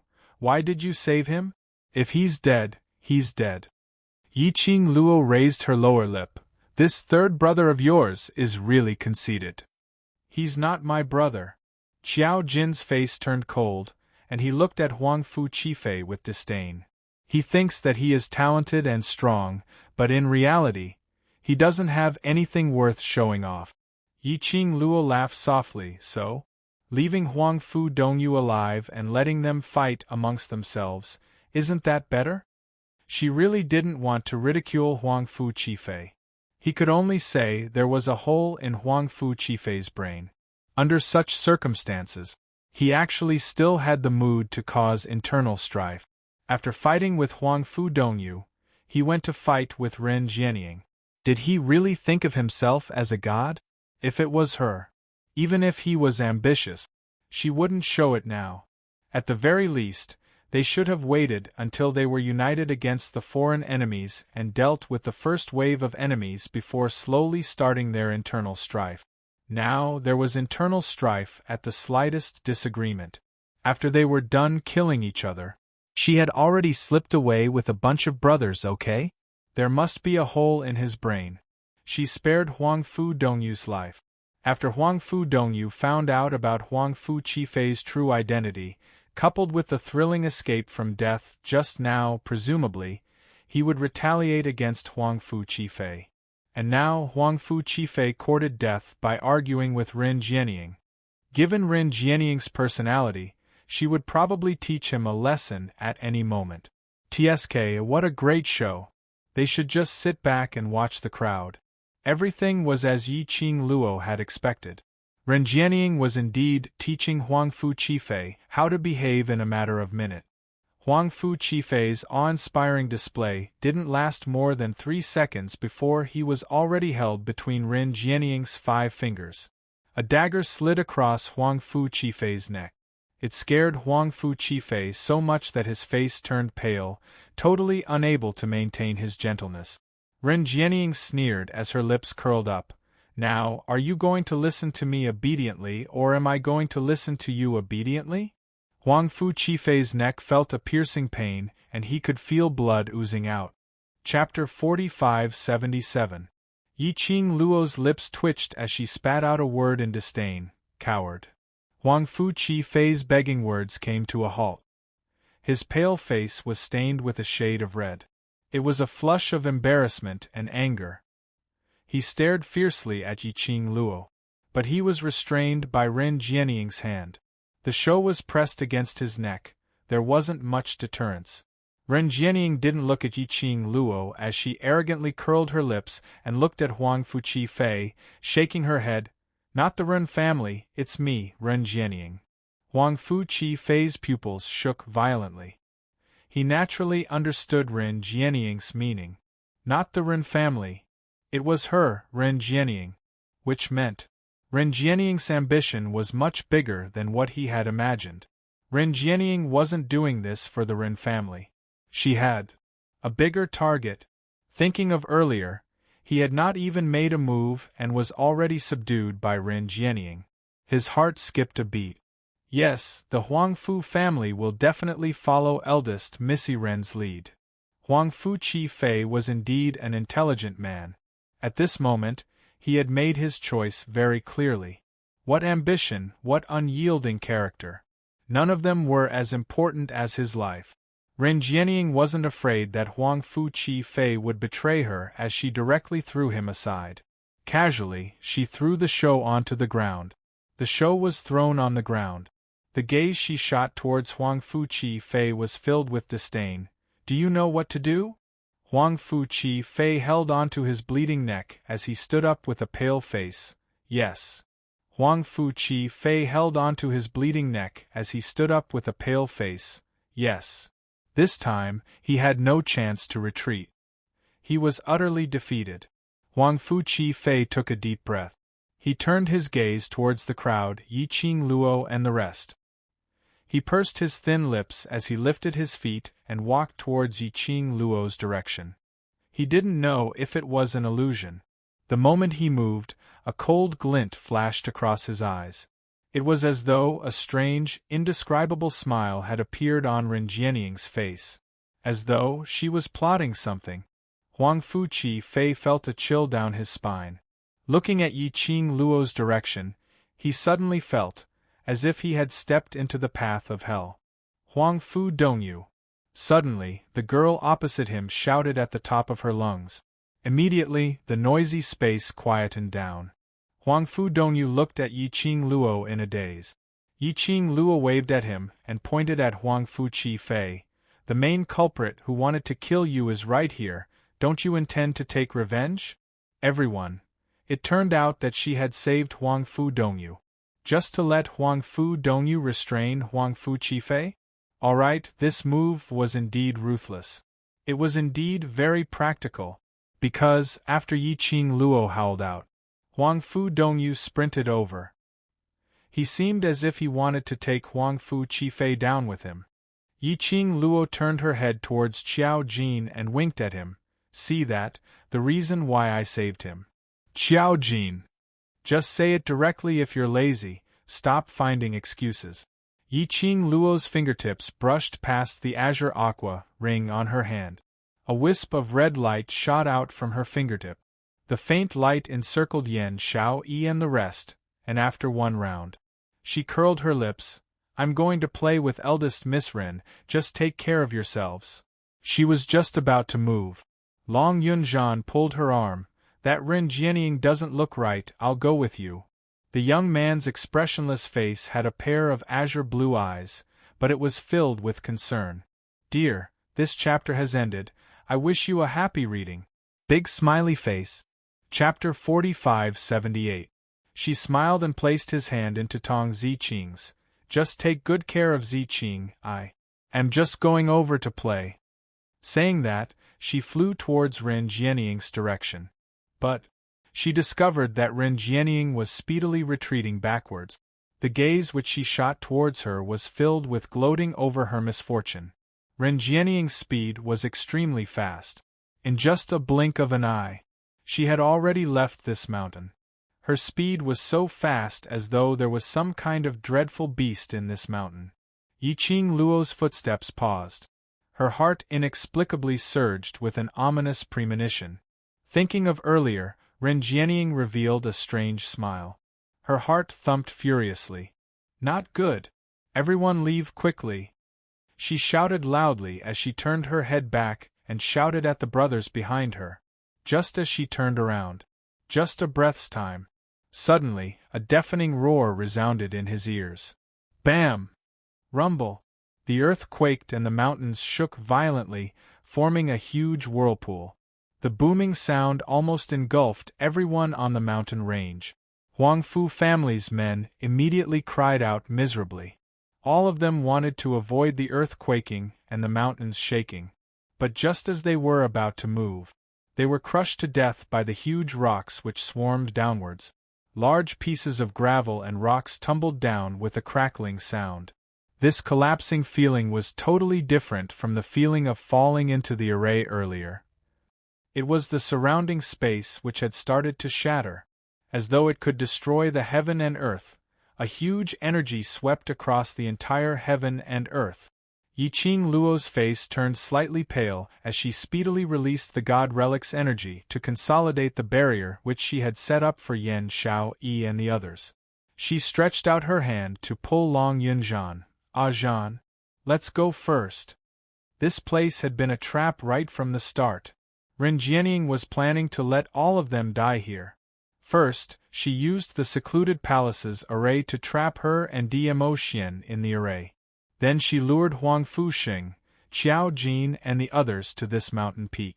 When the right time was right, she would bury all of them in the mountain peak in one fell swoop. This was the forbidden art of space destruction. Ren Jianying wanted to destroy this place. If they continued to stay here, they would all be destroyed by these vortexes. He did not expect Ren Jianying to use such a sinister method. Yi Qing Luo tugged on Long Yunzhan's hand, but was unable to move him. She frowned and looked at Long Yunzhan. Ajan? She tugged at Long Yunjan again. However, Long Yunjan stood there stiffly, not moving at all. A pair of azure lake-like eyes stared at Yi Qing Luo without blinking. There were ripples in his eyes, but it was impossible to see what he was feeling. Yi Qing Luo felt a little strange, but didn't think too much about it. He just passed Long Yunjan's hand to Tong Ziqing's. He then squinted his eyes and turned around to look at the sky full of flying sand, giant rocks rolling down, and the space being swallowed by the whirlpool. Ziqing, take Ajan and leave. Qing Luo, be careful. Before she could finish her sentence, he was interrupted by Tong Ziqing's hurried and frightened voice. Yi Qing Luo acutely sensed a fierce, murderous intent coming from her back. She frowned and quickly tried to dodge. Before he could turn his head, he suddenly felt a sharp pain in his shoulder. The sharp blade directly pierced into her body. She gave a dull moan, and as her 5 fingers moved, the glower flame fan opened up and speedily drew out a demonic profound ray, striking fiercely towards the direction where the murderous intent came from. However, when she turned around and saw the silhouette clearly, she was stunned. Her hand movements suddenly stopped. Her profound energy was also restrained. She looked at the person in front of her in disbelief. Chapter 45-79. A youth with black hair and blue eyes held a sharp longsword in his hand. On the blade of the sword, fresh blood dripped down drop by drop. He stood there, looking at her expressionlessly.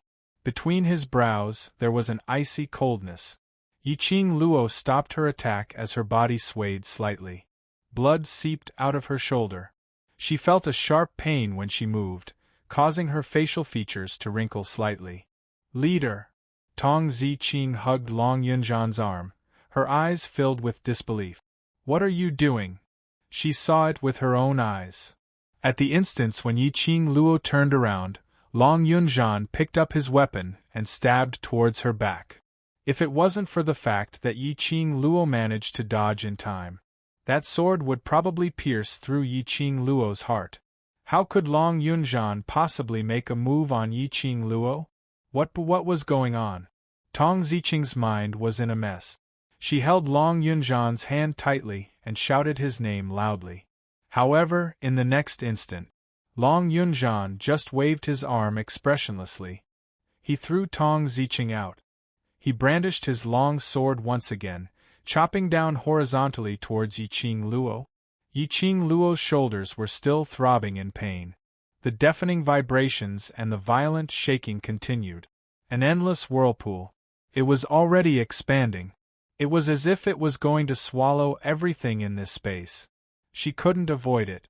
He couldn't avoid it either. Yi Qing Luo's breathing was tight, her pale face was dripping with sweat. Just as Long Yunjan's sword wave arrived, a warm and large palm clasped her shoulder. The next moment, her waist tightened. She was pulled into a warm embrace. That kind of warmth was different from emotion. However, it made her feel inexplicably at ease. In her ears, she could vaguely hear the man's deep voice. This place is about to be devoured. Let's leave first. The dizziness from the blood loss made Yi Qing Luo a little dizzy. She clutched the man's robe tightly and said with difficulty, "No, they and them, I don't care so much." The man ignored Yi Qing Luo's words. He picked up the person and flew away. By the time Yi Qing Luo regained consciousness, she was in one of the darker rooms. The room was shabby and built with thatch, but the mattress she was sleeping on was of the best quality. Soft and comfortable. Yi Qing Luo surveyed her surroundings and wanted to get up. However, the sharp pain from her shoulder caused her face to instantly turn pale. It was as if something was tearing at her flesh. What was going on? Yi Qing Luo panted heavily as she laid back on the bed, not daring to move. She was not a delicate person. But this kind of pain, even she was somewhat unable to endure it, so one could imagine exactly how painful this kind of pain was. She closed her eyes and tried to calm herself down. Right now, she should have already left that mountain range. It was the man who suddenly appeared and took her away from there. But what about her brothers? Yiqing Luo's breathing congealed as waves of dull pain came from her chest, making her unable to maintain her composure to think. Perhaps he heard the commotion in the room. The tightly shut door was pushed open. A ray of light spilled into the room. A long shadow was cast down. The elongated shadow happened to be imprinted on Yiqing Luo's face. Yiqing Luo slowly moved her head and shifted her gaze towards that side. She saw the man standing against the light. His tall and straight figure was dressed in a black robe and his face was handsome. That pair of eyes which didn't show any emotions faintly floated with light. Yiqing Luo's pupils shrank slightly. Chapter 4580. It's you. She opened her mouth, her voice was hoarse and a little painful. The man strode over, half squatted by the bedside, poured a cup of warm water, and carefully fed it into her mouth. Yiqing Luo's eyes widened as she looked at him in a daze. Her throat swallowed the water spontaneously. A cup of warm water entered her stomach. Her throat finally cleared up a lot. She coughed, causing the wound on her shoulder to hurt. She stared intently at the man in front of her. "Why are you here?" "To save you." The man sat next to her and replied calmly. "What do you mean?" Yiqing Luo frowned. "You specially came to save me?" How could he be so sure that she would be injured? And what's more, he coincidentally appeared here. Facing Yiqing Luo's suspicion, the man's expression didn't fluctuate. "I heard their plan in the secluded palace, so I rushed over." He paused. "I made it in time and saved you." Yiqing Luo's pink lips tightly pursed into a straight line. "After you brought me to the heaven realm, you threw your hands away and left. Now you dare to stand in front of me. You must feel that I'm injured now and can't do anything to you, right?" "Yes." The man in front of her was the one who brought her to the heaven realm, Blood-Bone Barbaric King. Facing the Blood-Bone Barbaric King, Yiqing Luo's feelings were very complicated. She didn't know what attitude she should use to face him. In the Earth realm, she and the Blood-Bone Barbaric King could be considered as enemies. After all, he was the mastermind behind the Linglong Palace, and without any explanation, he kidnapped her to the heaven realm. Although, after knowing her real identity, he had never had any thoughts of hurting her. Plus, later on, she knew the deepest secret in his memory. Knew that he had such deep feelings for the Emperor of God Emperors, which was also her biological mother. Knew that in order to protect her in Feng Ji's womb, he had sacrificed everything. Knew that he had risked his life to protect her, until he was sealed. And still wanted to protect her. Yiqing Luo really couldn't hate the Blood-Bone Barbaric King, nor could she blame him. "I have something urgent to deal with," the Blood-Bone Barbaric King explained dryly. Yiqing Luo sneered. "In a hurry to deal with me with the secluded palace?" "No." The Barbaric Blood-Bone King shook his head. After meeting Yiqing Luo's burning gaze, he slowly shifted his vision away. As though he was looking at Yiqing Luo's face. He would recall the shadow of the person buried in the deepest part of his memory. "The palace of gloomy darkness lied to me." He pursed his lips, lowered his head, and apologized. "I'm sorry. Because of me, you told the palace of darkness the secret of your divine phoenix profound heart jade and the secret that Feng Gu left on you. If it weren't for him, the entire heaven realm would not treat Yiqing Luo as a prey. Yiqing Luo wouldn't have met with such a situation. I can understand that you know the secret of the divine phoenix profound heart jade, but why do you say, the clue to my mother's grave is with me?" Yiqing Luo had always been puzzled by this question. The barbaric Bloodbone King raised his eyebrows slightly. "You still don't know?" Yiqing Luo expressed her doubts. The barbaric Bloodbone King's eyes darkened and he asked tentatively, "Have you ever seen a piece of skin that looks like paper with a very complicated topographic map drawn on it?" Yiqing Luo blinked her eyes and was even more puzzled. "What topographic map?" The barbaric Bloodbone King looked at Yiqing Luo for some time and shook his head. "Nothing, I misunderstood." He lowered his brows slightly. "But I'm afraid the entire upper realm will not believe that you don't know about the so-called profound flame Tianshu diagram. Chapter 4581. It was indeed the Tianshu map. Yiqing Luo's heart skipped a beat. But she didn't show any unusual expression on her face. Even if she knew the barbaric Blood King's feelings for Feng Gu. She also believed that the barbaric Blood King had no ill intentions towards her. But the Tianshu map was related to too many complicated things. A Xian had said this before. No matter who it was, they had to keep the secret of the Tianshu map. Even if it was the barbaric Blood King, she didn't intend to say it out. But what she didn't expect was that her mother from Three Springs sect left her the map that Yi Tianquang had been longing for. It was the topographic map of the Divine Emperor's tomb. No wonder she and Old Man Tsang felt that the map was too complicated. How could the map of the Divine Emperor's tomb not be complicated? Her mind was in turmoil. Yiqing Luo's face was filled with confusion. What is the Tianshu map? That is the map to the Divine Emperor's tomb, and also an analysis of the interior of the tomb. The barbaric Blood King explained, I thought that Feng Gu would have arranged everything before she passed away. Mother has already passed away for tens of thousands of years. Why are there still so many people who want to find the whereabouts of the Divine Emperor's tomb? Yiqing Luo's eyes were deep. If the people in the heaven realm were interested in this, it could be explained by the fact that there were countless treasures buried with the Divine Emperor in the tomb of the Divine Emperor. But why would the person behind the Nether Palace be interested in the Divine Emperor's tomb? Based on the strength of the person behind the Nether Palace. To be able to stir up a bloodbath in all the major realms and still remain unscathed, that was enough to show that person's strength. Why did they have to scheme against her? They wanted the Divine Phoenix profound heart jade in her body and wanted to know the whereabouts of the Divine Emperor's tomb? Alright, you don't need to think too much about these things.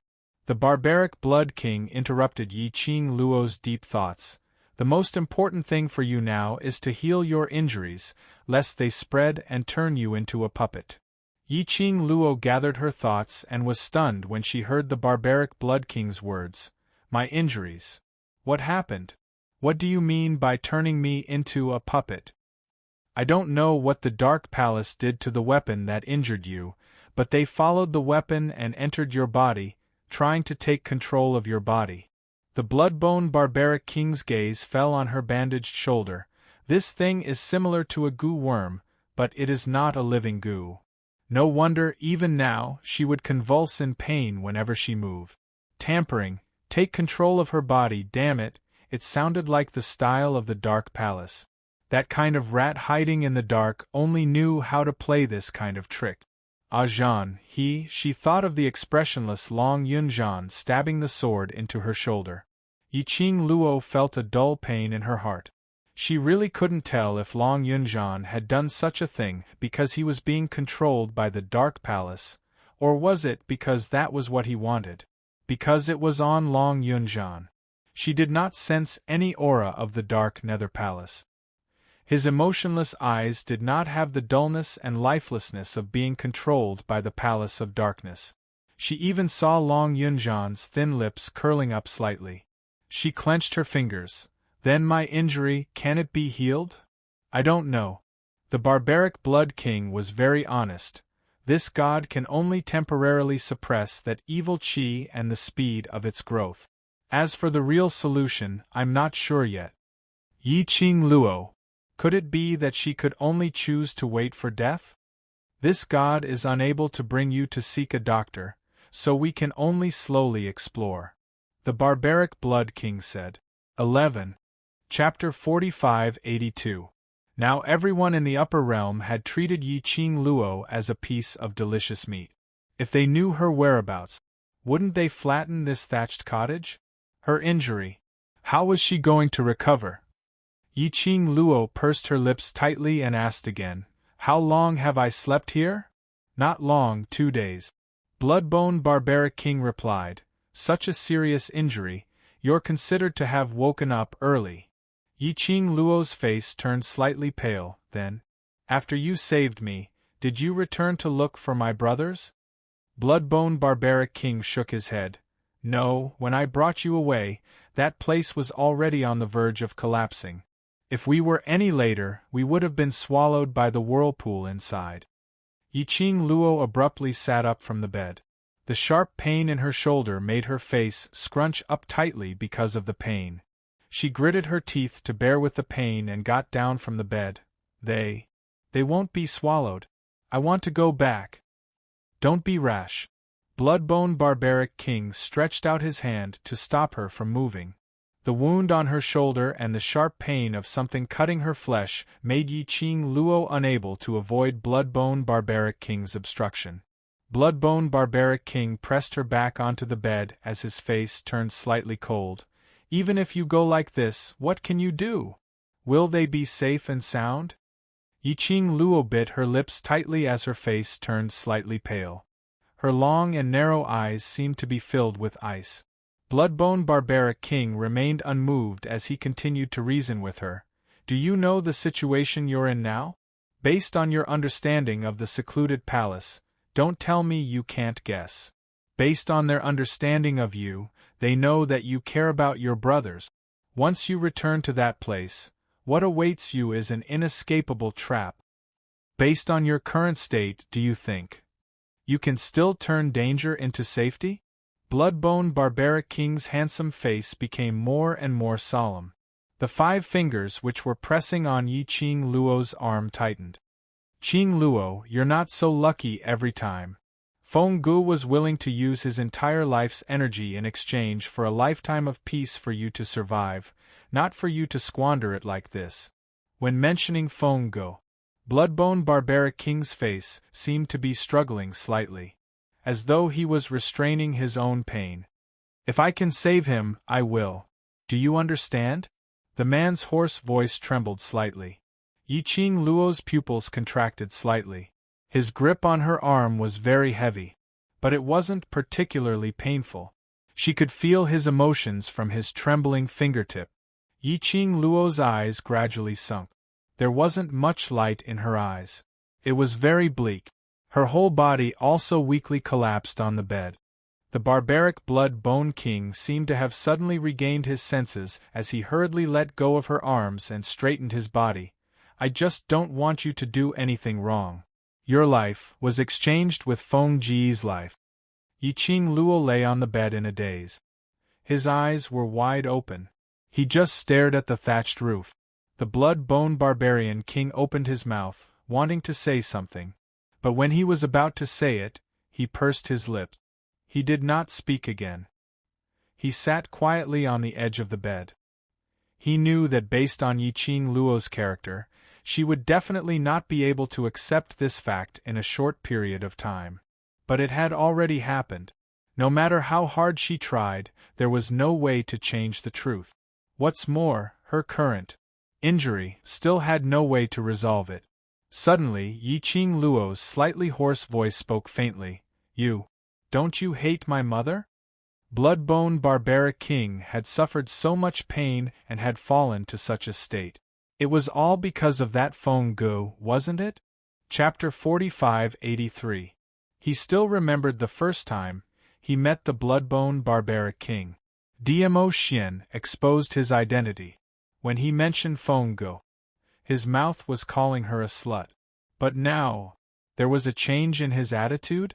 Bloodbone Barbaric King's body stiffened slightly as he lowered his eyelids and pursed his lips. No. Is it because you've finally come to your senses and know that you've misunderstood her? Yiqing Luo's lips curled into a cold arc. Bloodbone Barbaric King was stunned. You know about it? I've seen your memories, what else do I not know? Yiqing Luo glanced sideways at him, her eyes filled with ridicule. Bloodbone Barbaric King didn't reply. Yes, it was until later when Yiqing Luo opened his memories. The memory that had been sealed for 10,000 years resurfaced in his mind. He then knew how stupid he was back then. He should have believed Feng Gu. Since he loved Feng Gu so deeply, why would he suspect her in the end? That Feng Gu who said she knew that he had cultivated the forbidden technique to protect her and pretended not to know, was not Feng Go at all. The real Feng Go. How could she possibly do that to him? That Feng Go who tried to snatch the child and tried to kill him. Not Feng Go at all. The real Feng Go loved her child so deeply that she could even sacrifice herself. So how could she possibly say that it was the child's divine phoenix profound heart jade? And how would she know that the child was in his arms? And even dealt a vicious hand to him, totally disregarding the child's safety? He was really stupid.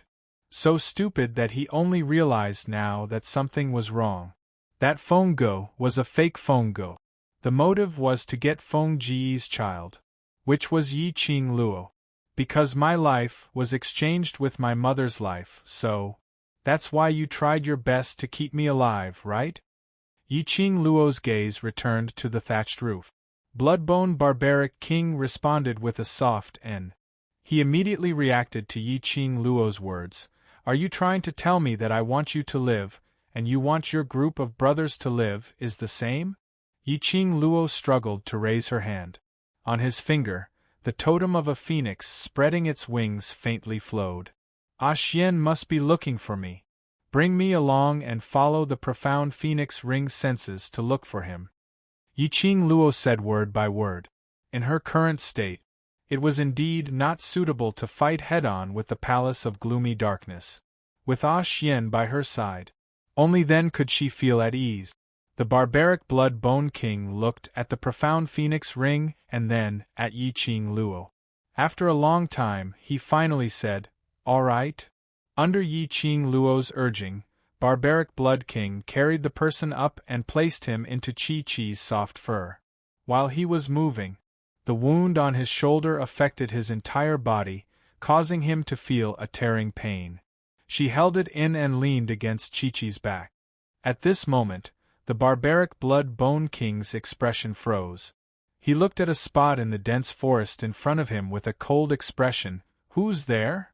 When Yi Qing Luo heard that, her heart skipped a beat.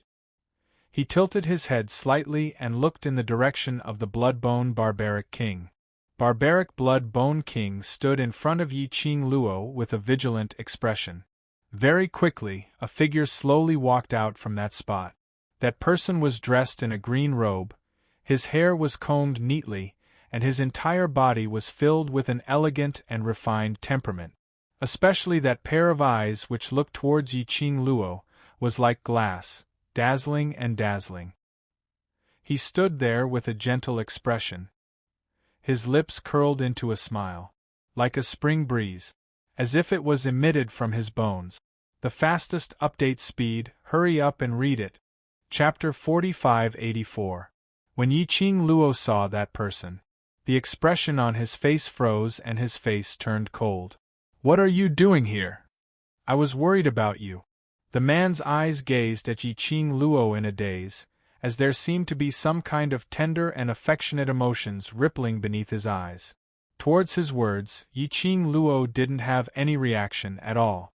Instead she frowned. How did you know I was here? I know, it was Bone Lord who saved you. That man's gaze shot towards Blood-Bone Barbaric King and shifted onto Yi Qing Luo. I knew he would hide you here, so I'm here.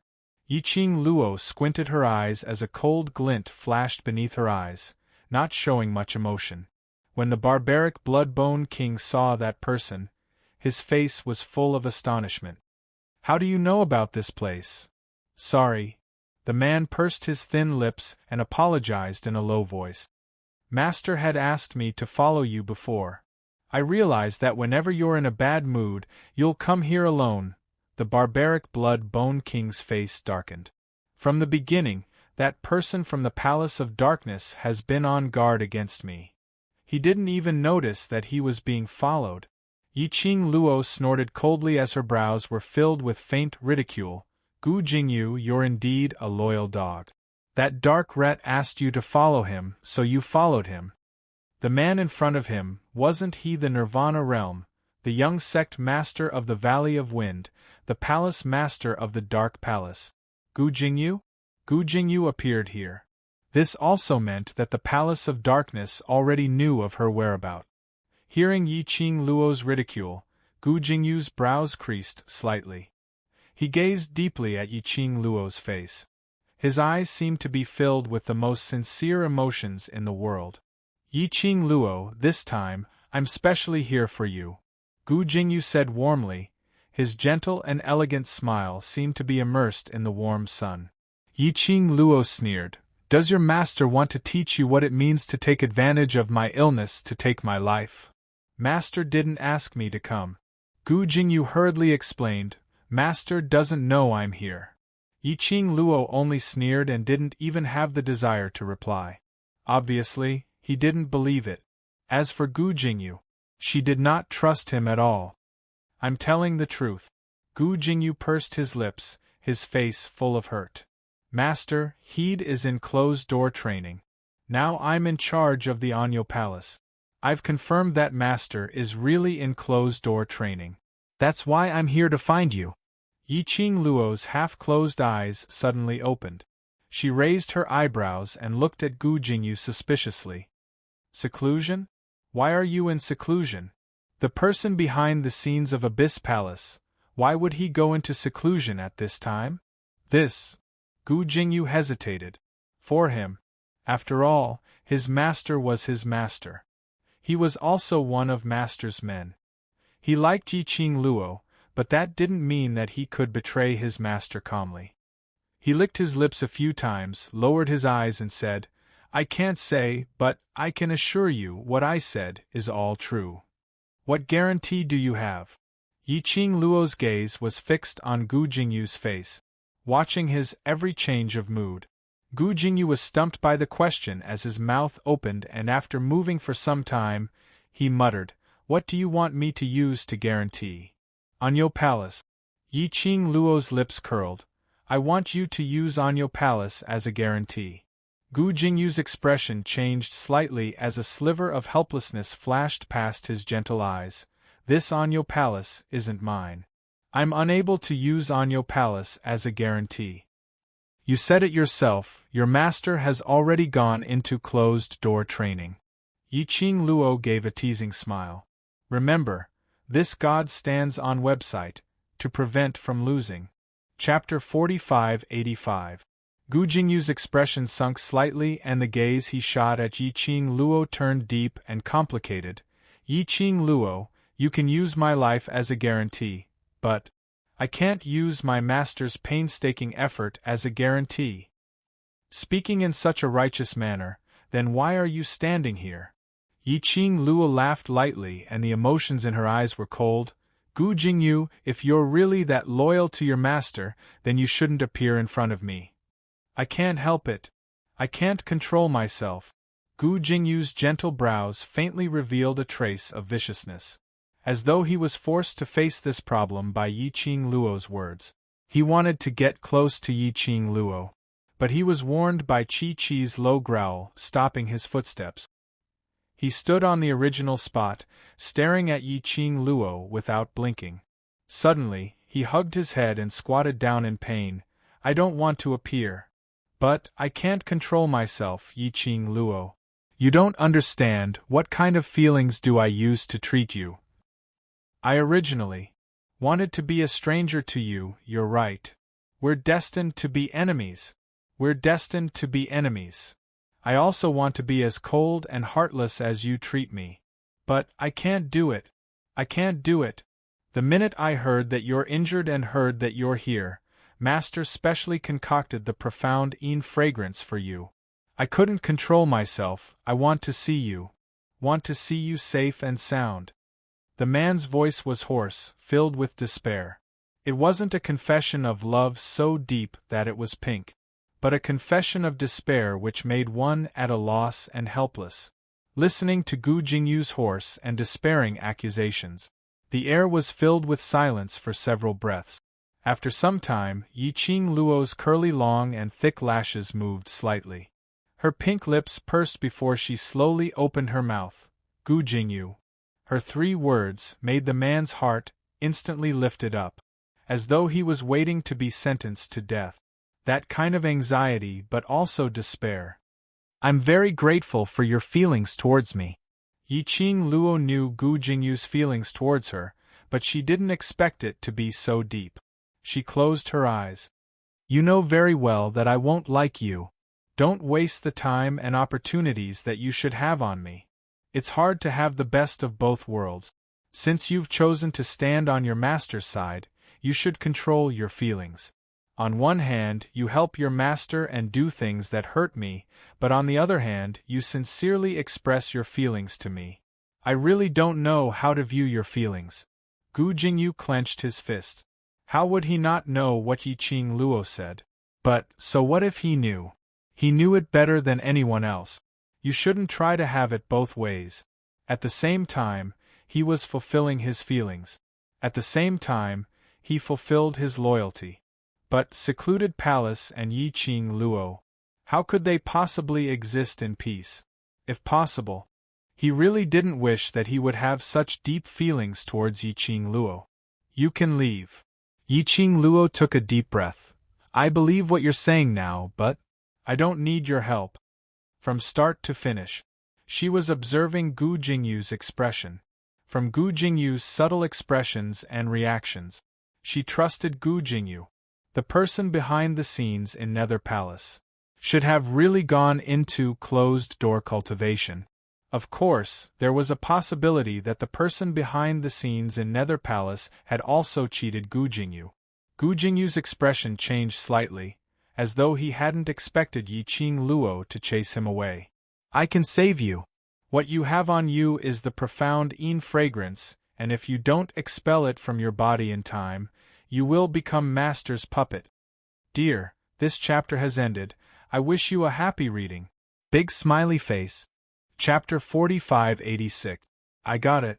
Yiqing Luo's expression was still indifferent as there wasn't any change in her emotions. But, I don't need you to save me. Gu Jingyu's body stiffened as he stood there in a daze. His eyes stared at Yiqing Luo without blinking as his chest seemed to be churning with raging wave. Leave. As though she hadn't noticed the change in the man's emotions, Yiqing Luo continued to speak coldly. You hate me that much? So hateful that you don't even want me to save you? Gu Jingyu's voice was trembling slightly. If one looked closely, one could tell that his body was trembling. Yiqing Luo didn't look at him as she replied indifferently, I just don't need it. Not hateful. Just don't need it. Gu Jingyu's expression faded as his fingers clenched into a fist. He raised his head as he clenched his fists tightly. The warmth in his eyes was no longer there. What replaced it was a patch of darkness. His body stiffened as step by step, he slowly turned around and walked towards the dense forest which he came from. His footsteps were shaky as he walked step by step, as though it was extremely strenuous, as though he was stepping on a sharp blade. Slowly, he entered the dense forest, disappearing in front of the two of them. Yiqing Luo didn't even glance towards Gu Jingyu's direction as she said indifferently, Let's go. Her fingertips gently stroked the profound phoenix ring. Blood-bone barbaric king who had been silent looked at the direction where the man left and retracted his gaze. He can save you, why did you reject him? Yiqing Luo shut her eyes and didn't say a word. Blood-bone barbaric king frowned. The injury on your body, even this god can't do anything about it. The longer this drags on, the more damage it will cause to you. This god can tell that although the palace lord of secluded palace is on the opposite side of you, but his feelings towards you are extremely sincere. He said he can save you, so it shouldn't be a lie. I know. Yiqing Luo's voice was very indifferent. I know he didn't lie and I know he sincerely wants to save me. Then why don't you let him save you? Do you know that if this drags on, your body will be completely controlled by that mysterious strange energy, and then it will start to control you. At that time, if I don't kill you, then your beloved man will kill you. Only then will he be able to stop you from doing anything wrong.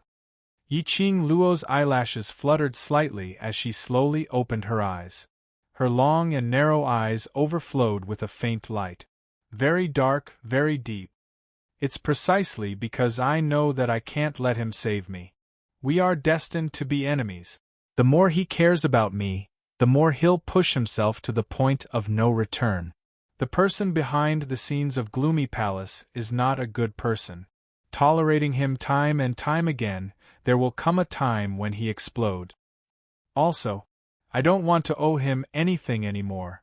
So, I don't need him to save me. The young girl's cold voice was like a bone-piercing chill. Bit by bit, it tainted the surrounding air. It was as if everything in the surroundings had been frozen by frost. The blood-bone barbarian king's eyes flickered as he sneered. You're quite considerate of him. It's not for his sake. Yi Qing Luo's tone was calm. I just don't want to get involved with other relationships. The blood-bone barbarian king only smiled. Then he patted his sleeves. Since you've already decided, I'll follow your wishes. Now let's go. Yi Qing Luo closed her eyes again. There was a long silence. She still didn't sense that Chi didn't move. Nor did she hear the blood-bone barbarian king's footstep. End of this chapter. Chapter 4587. Yi Qing Luo called out to blood-bone barbaric king in puzzlement. But there was no response. She frowned and opened her eyes again. Blood-bone barbaric king stood by her side, looking straight ahead without blinking. He probably sensed that Yi Qing Luo had opened her eyes. He indicated for Yi Qing Luo to look ahead. Yi Qing Luo looked over. She saw a figure standing in front of Chi. Chi bared its teeth, but it wasn't too fierce. Yi Qing Luo stared at that person and frowned slightly. Why are you back again? The person in front of her was Gu Jingyu, who had left earlier. Gu Jingyu didn't say a word as his gentle glass-like eyes gazed deeply at Yi Qing Luo. The expression on his face was as gentle as jade. His thin lips curled up slightly, containing a gentle smile. As though he didn't care about Yi Qing Luo's attitude. Yi Qing Luo felt uncomfortable being stared at, and the expression on her face was impatient. Gu Jingyu, I've said this before, I don't need your help, please leave. Gu Jingyu slowly walked towards her. Chi bared its teeth and wanted to stop him. But it thought that this man was the only one who could save its master. Selfishly, it didn't want to stop him. While it was in a dilemma, Gu Jingyu was already standing next to Yi Qing Luo. Blood-bone barbaric king's eyes locked onto him, in case he suddenly made a move. Yi Qing Luo laid on Chi-Chi's back, facing Gu Jingyu. What is your motive? Gu Jingyu's lips curled. I want to save you. I said I don't need it. Yi Qing Luo rejected without hesitation. Gu Jingyu lowered his eyelids. His thick eyelashes covered the emotions in his eyes. He said word by word, I heard everything you said just now.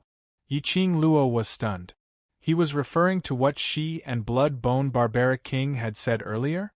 So what if he heard it? She wasn't willing to let him save her. She wasn't willing. But, I want to save you. Gu Jingyu's deep voice revealed a trace of hoarseness. Yi Qing Luo, I saved you, not because I want you to owe me anything. He closed his eyes. Let's make a deal. Yi Qing Luo's eyes darkened. I refuse. This time, I will save you. Gu Jingyu ignored her refusal. After saving you, from now on, when we meet again, we will be strangers. When Yi Qing Luo heard that, her expression froze for a moment. She looked at Gu Jingyu in confusion. What do you mean? You are right. We are destined to be enemies. It is also time for me to let you go. Gu Jingyu was still smiling warmly. But that smile, his tone was filled with bitterness. He endured the pain and continued, My deal is, you agree to let me save you, and we'll settle this. To save her? Come to settle things? What kind of brain circuit was this? Yi Qing Luo expressed that she didn't quite understand.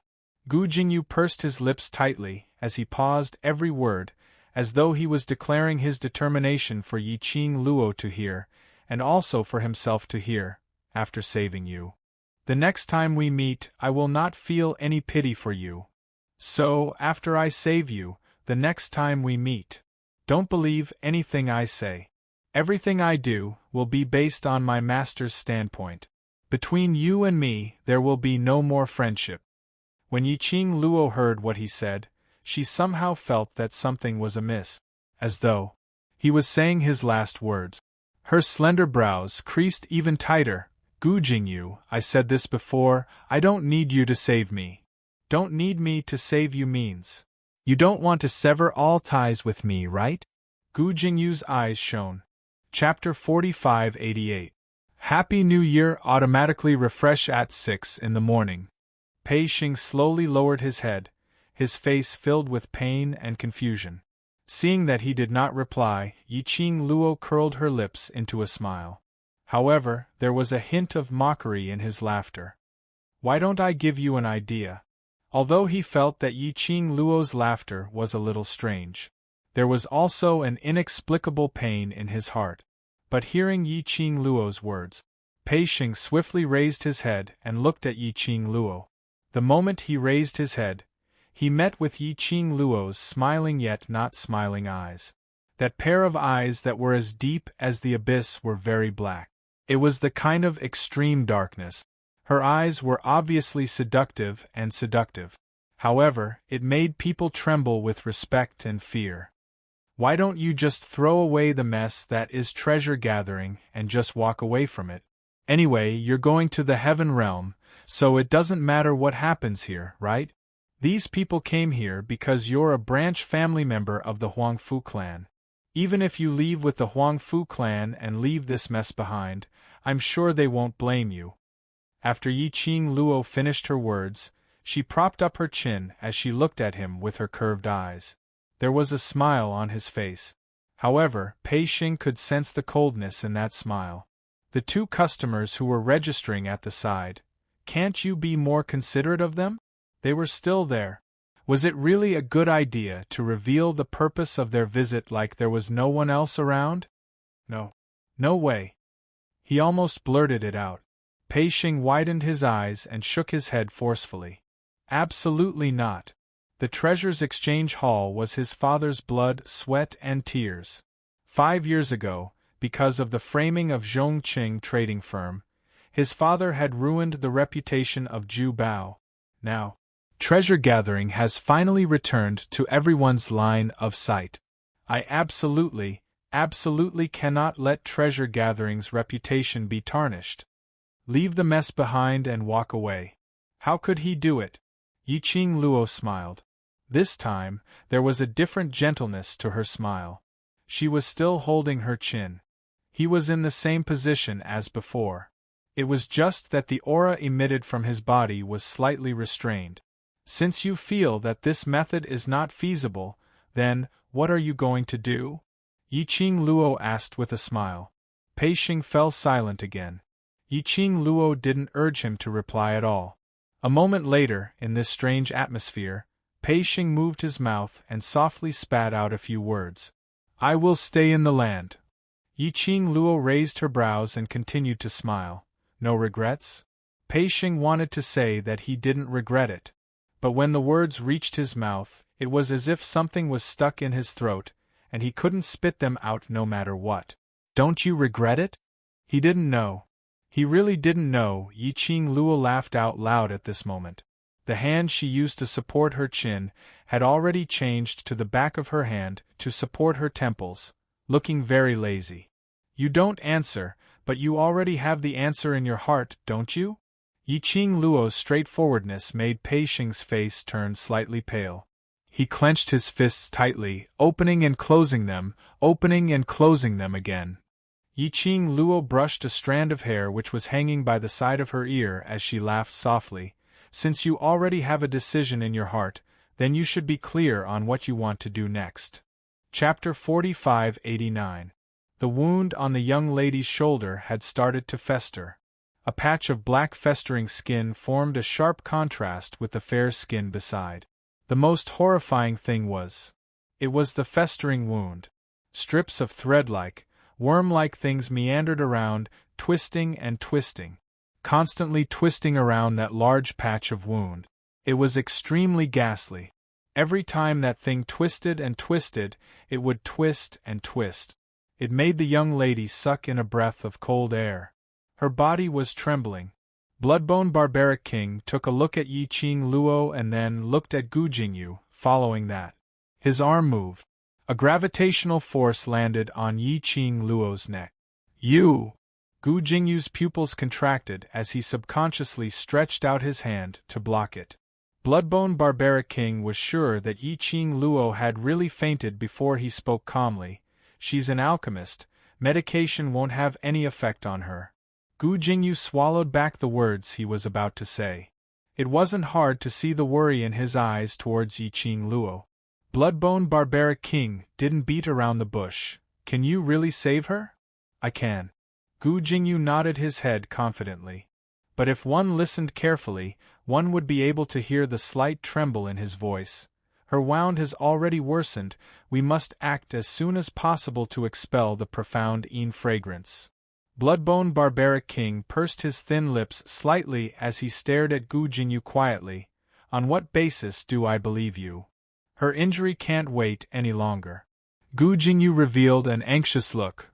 Generally speaking, after the profound fragrance enters the body, it needs at least 7 days of incubation before it starts to act. In the initial stage, the profound fragrance will spread to the injured person's internal organs, injecting the active profound fragrance. In the final stage, the wound will start to fester, and this is the final stage of the profound fragrance. In the final stage, the injured person will be controlled by the profound fragrance, and will lose all self-consciousness. Gu Jingyu pointed at the silk thread thing on Yi Qing Luo's shoulder. This is the profound fragrance. Bloodbone Barbaric King's face sunk slightly. It's only been 2 days. Why has the profound fragrance reached the final stage? I'm not too sure about this. Bloodbone Barbaric King shook his head. Now we have to hurry. Once it reaches the final stage, even I can't do anything. The Barbaric Blood-Bone King fell silent. Towards Gu Jingyu's feelings towards Yi Qing Luo. As an experienced person, he could see it very clearly. However, who could be sure that his method would work? Gu Jingyu glanced at the Barbaric Blood-Bone King. Without waiting for the Barbaric Blood-Bone King's reply, he stood up and sat on the side of the bed. 2 hands had already pressed onto Yi Qing Luo's shoulders, the 2 sides of her clothes which had been cut open. The Barbaric Blood-Bone King wanted to stop him. However, the hand that was stretched out in midair paused. In the end, he took it back. While Yi Qing Luo was in a daze, she only felt that the wound on her shoulder was sometimes burning with pain, and sometimes it felt like she was being irrigated by ice. It was itchy and painful. That kind of piercing itch seemed to come from the bones. She wanted to scratch it, but she couldn't feel the exact spot. His whole body was itching uncomfortably. Waves of bone-piercing pain came from the wound again. Yi Qing Luo couldn't bear it any longer as she cried out. She opened her eyes in a daze and saw the gentle and graceful young master beside her bed. However, the man's complexion was pale, and his brows were filled with fatigue. There wasn't any color of blood on his thin lips. Yi Qing Luo frowned slightly as her breathing stagnated. She wanted to open her mouth, but her voice was hoarse and stinging, so she couldn't say anything. Dear, this chapter has ended. I wish you a happy reading. Big smiley face. Chapter 4590. The man revealed a smile on his face when he saw her opening her eyes. He half squatted down and got close to Yi Qing Luo's pupils. The tiredness on his face was dispelled by the smile. Yi Qing Luo, you're awake. When he opened his mouth, his voice was slightly hoarse. His tone was filled with unconcealable joy. His hand was placed gently on Yi Qing Luo's shoulder as he asked warmly, Your wound, is it still painful? The man in front of her was Gu Jingyu. Yi Qing Luo wanted to speak, but her throat was dry and she couldn't make any sound. Gu Jingyu smiled. You're now in the process of expelling the profound fragrance, and it might make you lose your voice for a period of time. After the profound fragrance is expelled, you'll be able to speak again. Yi Qing Luo's eyelashes trembled slightly as she nodded, indicating that she understood. The smile on Gu Jingyu's face deepened as he asked again, Is the wound still painful? You have to tell me at all times how you feel now.